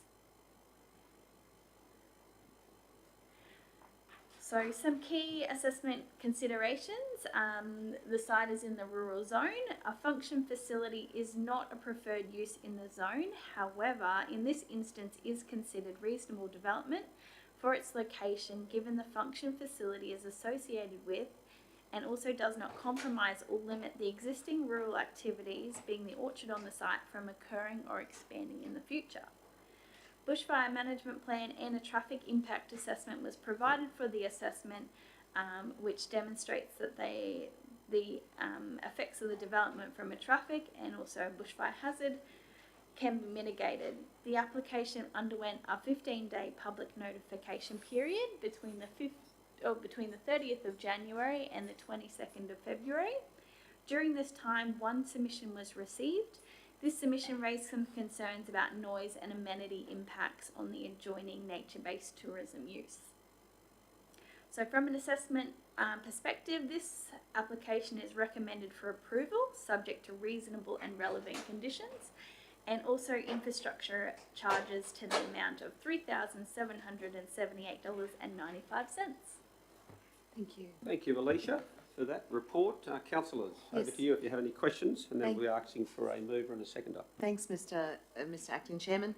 Cobberwell Road for the entrance and exit is unsealed. Is that correct? It is sealed. Okay. The other question. Thank you, Councillor Wayne. You are the road portfolio. But perhaps we can just get it confirmed. Yeah, so from through the officer. chair, it is a sealed road. Okay, Okay. thank you. Now, the other question I had was in relation to noise impact, and there is a vegetated. May we go back to the map, please? There is a vegetation area is that already currently existing, or is that proposed? Yeah, so on that map you can see where the green hatched areas are. That is the mapped vegetation on the site. So as part of that, they're not proposing to remove any vegetation. All of the development and the functions are located central. If you can, it's a little bit difficult to see, but if I, that's not one. Just up where they've got the orchard there, just to the left, that's where all the development, all the functions will occur. So, in the perspective of noise impact, that would be quite enough vegetation to help reduce that noise level? Yeah, so from a noise perspective, those levels are regulated by the Environmental Protection Act and subordinate legislation. So a condition's been attached to that to ensure that those levels are maintained. There's also a vegetation along the side of the adjoining site. So as part of that development, we've added a condition in there to say that that vegetation needs to be maintained to provide a bit of a noise and amenity sort of buffer there. Questions, Councillor Lawson? Through the chair, Alicia, where's this other property that has the complaint about the noise? Is it nearby or Yeah, so through the chair, that is the adjoining property to right beside it? the west there, yeah. All right, and so that's what, 50 metres or? So I'll have to check. It's over about 100 or so metres from that adjoining property from memory, but I can confirm that setback distance. It's quite a distance, yeah. The property that, is that the nature-based property that had the, what would you call it? Nature activity. Yeah. So it has the approval for nature-based tourism, and so that buffer that's maintained on 140 Cobberwell, the site sort of maintains a visual and also an amenity buffer that sort of helps both ways. Any further questions, councillors? If there's not, I just do have one. Given that it would appear that most of the construction has occurred, or there's quite a bit of construction that has occurred on site, are those elements been through the regulatory processes so that we don't end up? Yeah, so through Yep. the chair, this Thank one was subject to a show cause notice as they began operating prior to having their proper approvals. So they've come in to get formal confirmation of the land use. Some of those amenities blocks have also already, and the function space have already had their building applications and approvals and certification done on those. So it's just formalising the land use and having appropriate conditions. Yes, that's reflected in the infrastructure charge, is it? In terms of, there's nothing on there that is unlawful in terms of building wise, that council's aware of to the best of their ability, and anything that was or has been required to be permitted and approved and through that regulatory process. Correct, yep. So there's conditions on there that they've already got their plumbing and building permits, but there is the conditions there to make sure they are Okay. up to scale. And just one final question, Lisa. If there were elements on there that through the application you found out that they weren't approved, then they would be required to be upgraded virtually and approved. Correct. Great job. Okay. Thank you. Okay, if there's no further questions, councillors, can we have a mover for that one there? Councillor Watson, do we have a seconder? Councillor Eastwood, if you weren't going to, I was, so that's even better. Councillor Watson, would you like to speak to the motion? No, I'm fine. I think it's self-explanatory. I think it's a good thing for another venue to be open for here, particularly for weddings and so on. Great. Any speakers against the resolution? Any further speakers for? Councillor Eastwood? Yeah, look, it appears that this operation was already, I guess, working as a venue that we're voting for. So, you know, to me, it's just bringing everything into a good, lawful package. And so, yeah, I just have to support it on that, and it will be a benefit to the community. Do you want to wrap up at all, Councillor Watson? No? Okay, we'll go to the vote. Those in favour? That'd be unanimous, I believe. Okay. What's next, Mr CEO? Acting Chairman, if councillors did want to break, perhaps just briefly, no, there's only a couple of items to go. 10 minutes, Procedural for a 10-minute break? Yep, that was unanimous.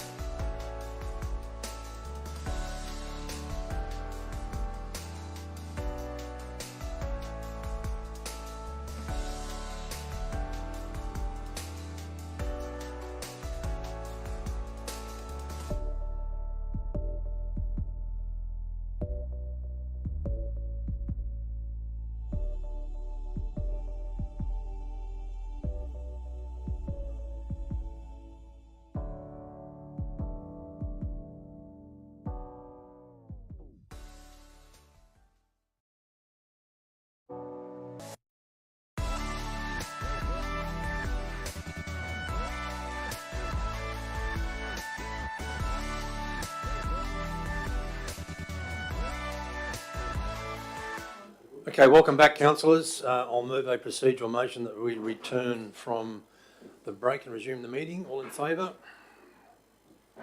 Carried unanimously, thank you.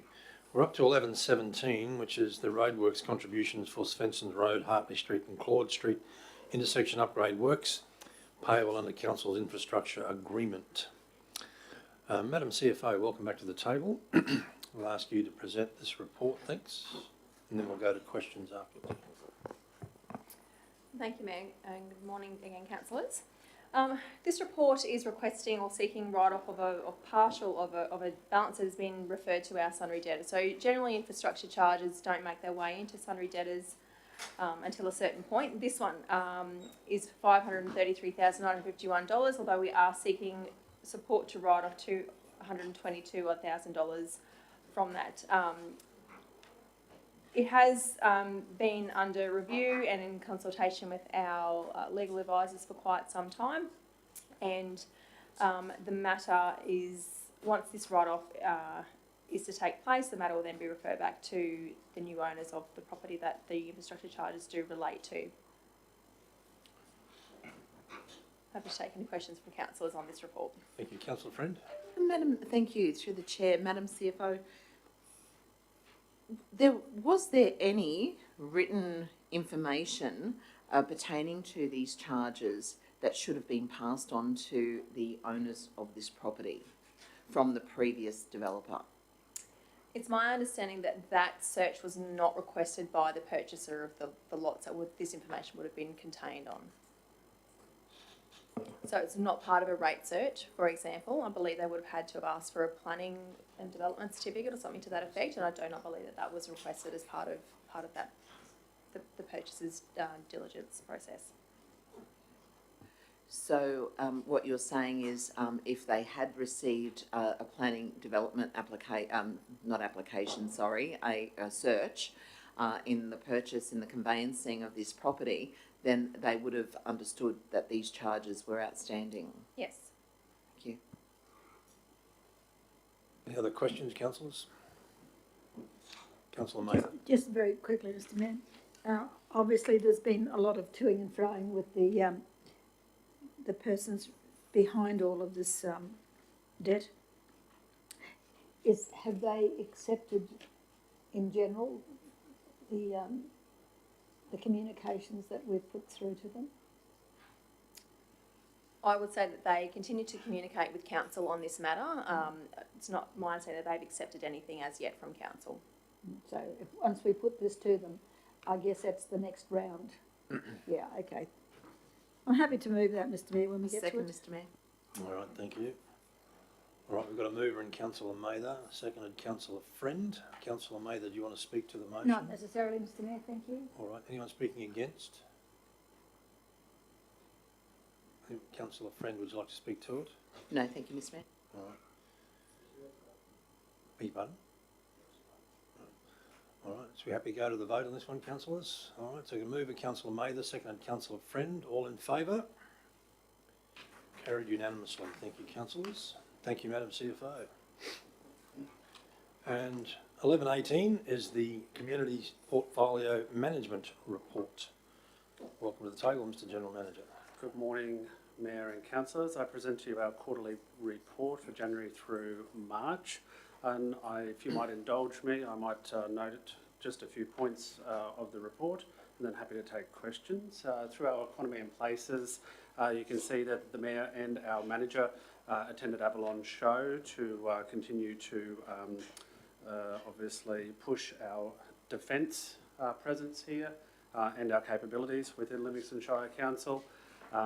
We've also, in the last quarter, started our Discover Cap report, and you can see some figures there about how our different platforms are increasing and have a stronger reach through our community. This is not to obviously dilute what Capricorn Enterprise is doing, but add to that and have some specific notations about businesses and our comings and goings within the region.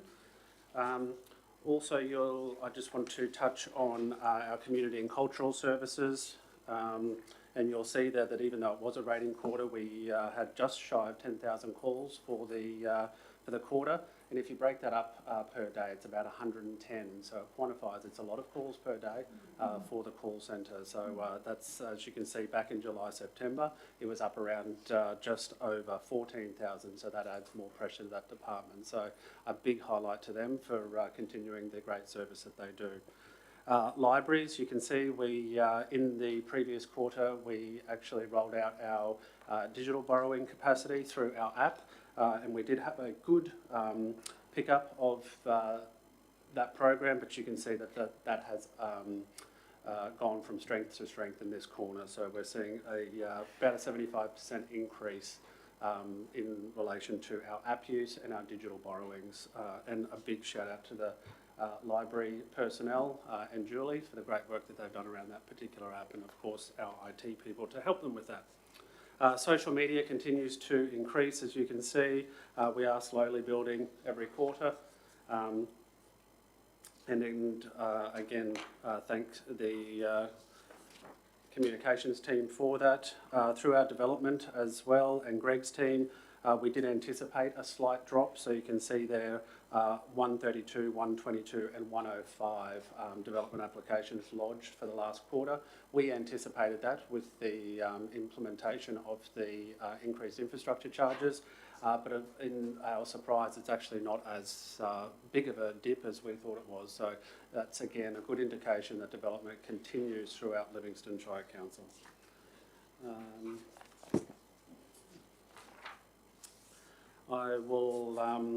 I know last time I delivered our quarterly report, I did say to councillors that I would include the percentages of beach driving infringements, but just because of our formatting and the way that we do that, it doesn't actually allow it, so I will have to just preface that 42% continues, and it seems to be very, very stable across. 42% are on Mullumbin Beach, 51% Rita Mata, and 7% on Fisherman's Beach. 42 on Mullumbin, 51 on Rita Mata, and 7 on Fisherman's. I knew that was a question coming, so I thought I'd just preface that. Oh, sorry, yes, yours pages are different to mine, but I will scroll down. Beach infringements is page, I will get to that in just one, 431. Page 432. It's a 432, yes. Yeah, great. And I do want to preface as well I do have a change to the parking infringements. The number for this quarter does say 305, but it's actually 587. So that's in line with the July-September, and that's, I suppose, a reflection of that school holiday period and different things like that. So.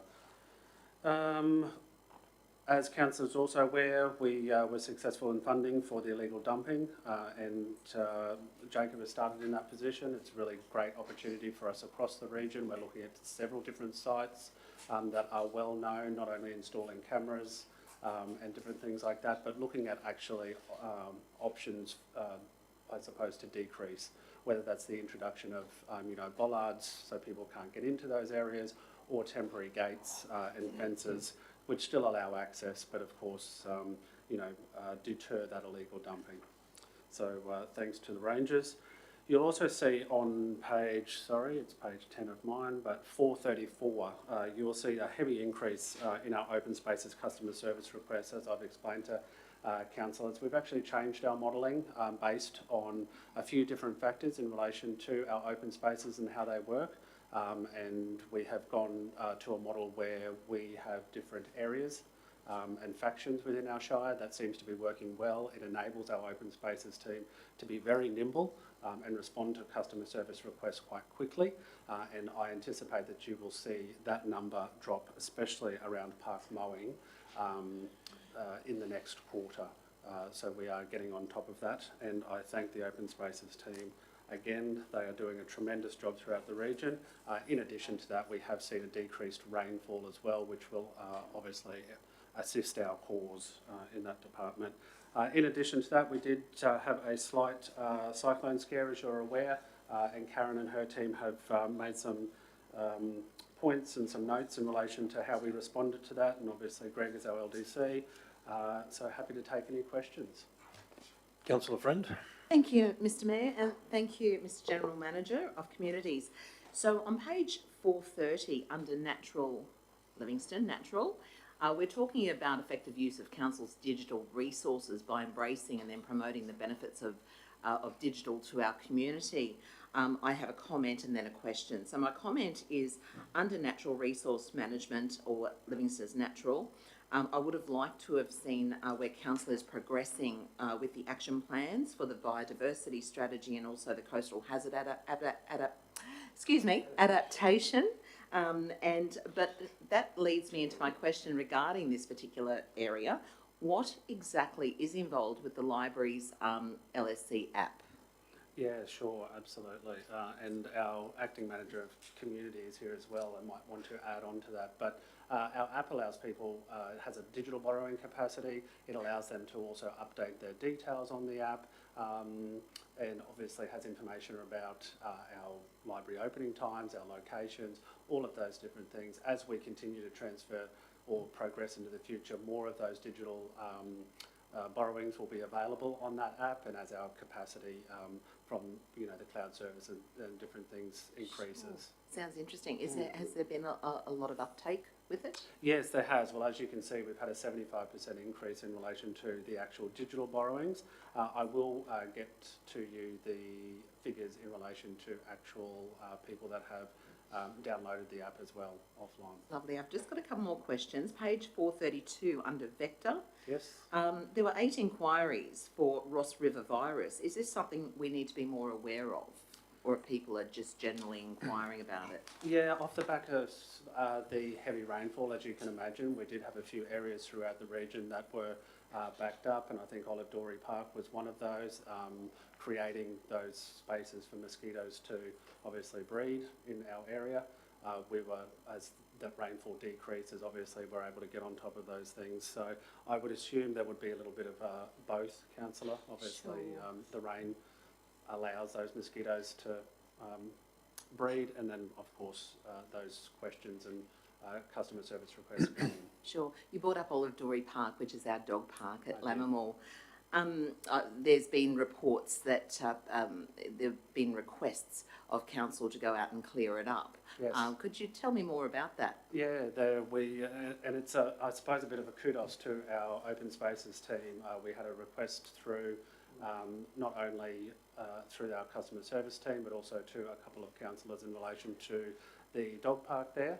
And they often have a Labrador convention due to the fact, and I suppose our new leadership style in open spaces, we were able to attend to that quite quickly. We're very nimble, and we're able to get that sorted out within a 24-hour period so they could have their convention to much of their success. Lovely. Just 2 more. Thank you for your indulgence. As we enter the cooler months, given that we have also begun El Nino phase of our weather cycle, will there be more prescribed burns becoming more frequent to combat the increased fuel caused by the La Nina and the rainfall? Yes, through the chair, I will have to take that on notice, Councillor. We've just put our new bushfire resilience officer, and yes. I will need to check the schedule with Karen and that new employee. Lovely. Last one. I can see that there is no huge increase, and you've mentioned it yourself in the call centre stats. Yes. So I, as previously working for council with customer support, I just would like to note that customer support and all of the people that work there do an amazing, wonderful job in difficult circumstances at times. They're professional, they're dedicated, they're friendly, they're highly experienced, knowledgeable, and overall, Livingstone Shire Council customer service are just plain awesome. Thank you. Thank you, Councillor Friend. Councillor Watson. Through to Chris. With the open spaces, now on our website that shows where the intervention levels and that, yes. Is that going to be updated, or is it updated? I haven't checked it for some time. Through the chair and in conjunction with GIS, we are actually updating that monthly as decisions are made and new developments possibly come on board. So it is updated regularly. Thank you. Councillor Mather. Thank you, Mr Mayor. Chris, I'm aware of how much weed, shall we call it that, or or vegetation that's out of hand, and not only choking our waterways, but choking our roadways and crossings all over the Shire. And I know that we've only got 2 or perhaps 3 people doing that job. Can you come back to us with a later date, with a report of, it doesn't have to be a long thing, just to let us know where we're at, what difficulties they're having, whether they're adequately resourced, and which areas that they feel that needs the most concentration. Because landowners are certainly on my back all the time, and I guess other people have had similar experiences. And we say, well, that's not a declared weed, but yet they're choking everything. They're altering water courses because the vegetation. Black Creek was another one. I was only there a few days ago. And no wonder the water is going over the bridge, over the crossing, the floodway, because it's full of not only vegetation, but it's also full of material that's been accumulating from the quarry and natural resources on the sides of the banks over the years. And what happens in cases like that, the water takes a different course and goes over land and takes the soil away. Yes. So that's what we've got. So it's a fairly, it's a major role, and our people who are out there doing it recognise the humongous effort they put into it, but not even touching the sides. So I think we really need to see where they're at, to see what... Through the Chair, Councillor Mather, we've actually received funding for a nature-based resilience officer, and that position is actually open now under the guidance of lease, and that will be a portion of their role. So you will see reports coming back to the table. That's good. So what is their job? What would be their job? I can get you that offline, Councillor Mather. Like, are they doing the work, or are they just pushing pens? A bit of both, Councillor, yes. We need the work fellas. Yes. Yeah, we need, and for how long they're here for, whether it's just like a seeding grant or something like that? Yes, there's KPIs for both actual reporting within that role and that grant funding, but also works on the ground. So yes. It is a split. Yes, because I know that they're out there helping the landowners, and they're giving good advice to those landowners, but the spread of the Shire is so vast. You know, you're not even touching the iceberg, you know. The other thing I have for you, only one here, I noticed that some of our stats were going down, like the demand on our services. Development, customer requests, applications lodged, basically much the same. Plumbing, much the same. Development engineering, those numbers have gone down a little bit. Environmental health. What about Kinka? Do you have any airborne disease, mosquito disease or complaints from that area? Through the Chair, no, Councillor. That's wrapped up in what Councillor Friend touched on before with the Ross River fever and different things. Aldori, but at Kinka you've got this. At Kinka you've got this great humongous swamp that's totally choked with leucaena, and water can't get away, and it's just snakes, toads, rats are coming from it. It's I've got it through customer service, and I think our people are sort of devising a plan to be able to deal with that. So if you could keep your eye on that one, please. We need to progress that. It's taken too long, and the owners are irresponsible. It has an approval for a development. I don't know how. Councillor Mather, you're moving into debate. Mr. Mayor, but I'm saying it has an approval for development, but it is actually, it's, if we allow it to remain as it is, we are not acting responsible as a local government. That's what I feel. Right, Councillor Mather, I'm going to pull you up there. I'm finished, Mr. Mayor. Well, that's fortuitous, then, isn't it? Through the Chair to Chris. Wild dogs, dingoes, notice there's been 7 calls about it. Did we find out where these animals are? Yes, so, predominantly on is it Reedamata Beach down there, and we've obviously intervened with those different. I'm just thinking about the requests. Bungendara thing we're doing with the wild dogs, that's all.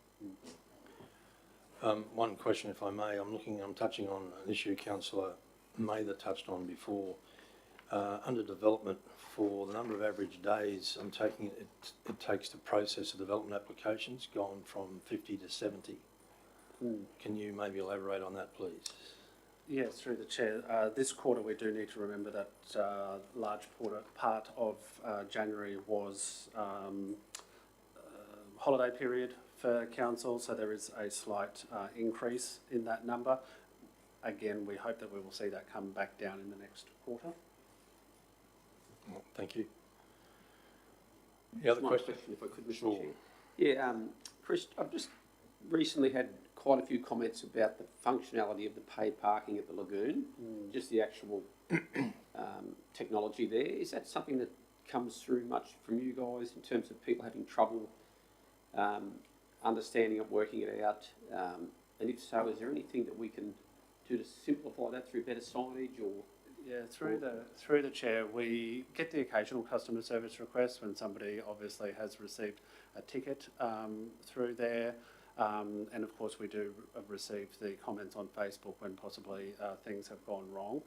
The app seems to be getting used a lot more these days. It's very clear and concise. I do appreciate, you know, in certain times of the day the screens are a little bit unreadable due to sun and different things like that, but not overly, councillor, so I'd be interested to hear more from you. One of the comments from an employee of the Rocky Regional Council who lives down here though, and is certainly a very competent person, but the suggestion was if it even could have signs to say, you know, card only, no cash, or because there seems to be a coin slot on them or something that. Yes. So whether that's something could be looked in just to try and improve that functionality of it. I'll take that on note and get back Thank to you.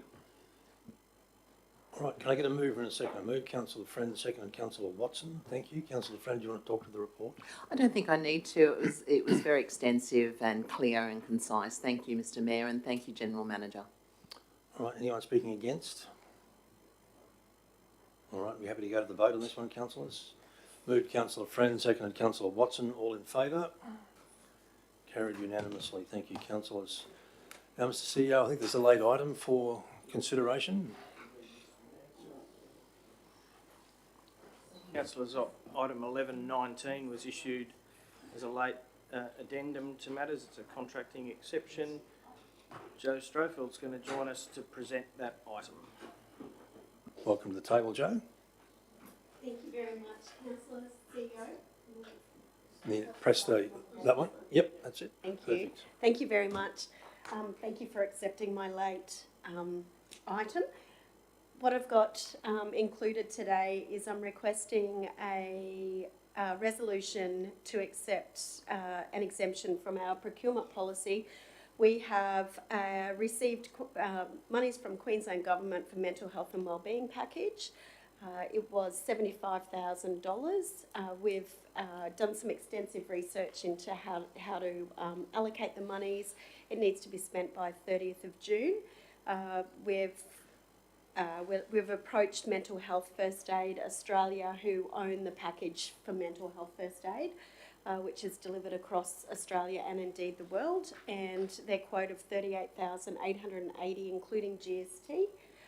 They're the only provider of the service and own the package, and I'm recommending for an exemption under the procurement policy. Any questions? All right. Any questions, Councillor Thank Friend? you. I'll second that. All right. Joe, could you tell us a bit, and I don't have it written down, so I'm going to get it back to front. Is it social psych or Psychosocial. Psychosocial, and that came into effect on the 1st of April in Queensland. Correct, for workplaces. For workplaces. Yes. Yep. Could you please tell us a little bit about that? In a sense that if we're making an exception for Mental Health First Aid Australia and we're obtaining funds through the state government, obviously that might go hand in hand with that legislation that came into effect on the 1st of April. This funding has actually been obtained for local communities in rural and remote to deliver tailored local mental health initiatives. So it's not directly allocated for psychosocial. It is for general mental health within our communities, and the idea with the mental health first aid is to offer a facilitator training. So it's quite intensive 5-day workshop for 12 people to attend. They will come to site. They deliver it. Then we've nominated some 12 key stakeholders who will undertake the training. We'll offer the training to them at a zero cost. And then they'll be able to go out within Livingstone Shire and educate and train our community groups, members of our community, in having the mental health first aid. Thank you so much. Yeah. All right. Any other comments or questions, councillors? Councillor. Yeah, thank you. How do you find these 12 people initially? How are they obtained? Well, at the moment, we've identified the services that currently come to our community centre in John Street. So, and they include, off the top of my head, Headspace, Anglicare. So we're, firstly going to offer this training to those people. So the caveat that we will put on the training is that, they're to deliver it within Livingstone free. And we'll also support them with using our facilities if we can, and then we'll say to them in trade for our facilities we want 4 spaces within each of their trainings. So we've worked out a package so that Livingstone Shire benefit from it. We've also identified 4 key stakeholders within council that have jobs within our community service environment who would also become trainers. Mm-hmm. So we're all going to be smarter and analysing each other at every corner. Well, being able to have the tools to ask the question, are you okay, and then following the up. right questions. Yes. And Yes. identify without asking the questions. Yeah. Correct, yes. Yes. So the idea is to saturate our local community with people who have these qualifications and awareness. Yes. Thank you. You're welcome. All right. We've got a mover and a seconder. Moved Councillor Eastwood, seconded Councillor Friend. Happy to go to the vote, councillors. I might just You want to speak to a it, couple of councillor? words, Mr Mayor. Yep. Look, I think this is fantastic, and on 2 points. One, that it was a product of grant funding, so it hasn't cost us anything. When I initially saw the 38,000 or nearly 39,000, I was like, whoa. But, this is to train facilitators, so it'd be 12 people multiplied by, who knows, that have actually received this training. And being an ex-chaplain and also helping a lot of people with mental health myself, I just really do see the benefit of programs like this. You can save lives, and you can actually make other people's lives a lot better. So, yeah, I just do recommend this to the table. Hear, hear, councillor. Thank you. All right. So we'll go to the vote, councillors. All in favour? Thank you. Carried unanimously. All right. Thank you very much. Thank you, Joe. And thank you, councillors. Thank you, team, and thank you. Mr Chairman, before you wrap up, could I just express our support for you in heading off to Brisbane to meet with the various ministers and government heads, with the CQ Rock mayors and their executives. So I guess on behalf of your fellow councillors, we just wish you all the very best. Thank you very much. Appreciate that. Thank you. All right. And we'll close the meeting at 11:37. Have a good afternoon, councillors.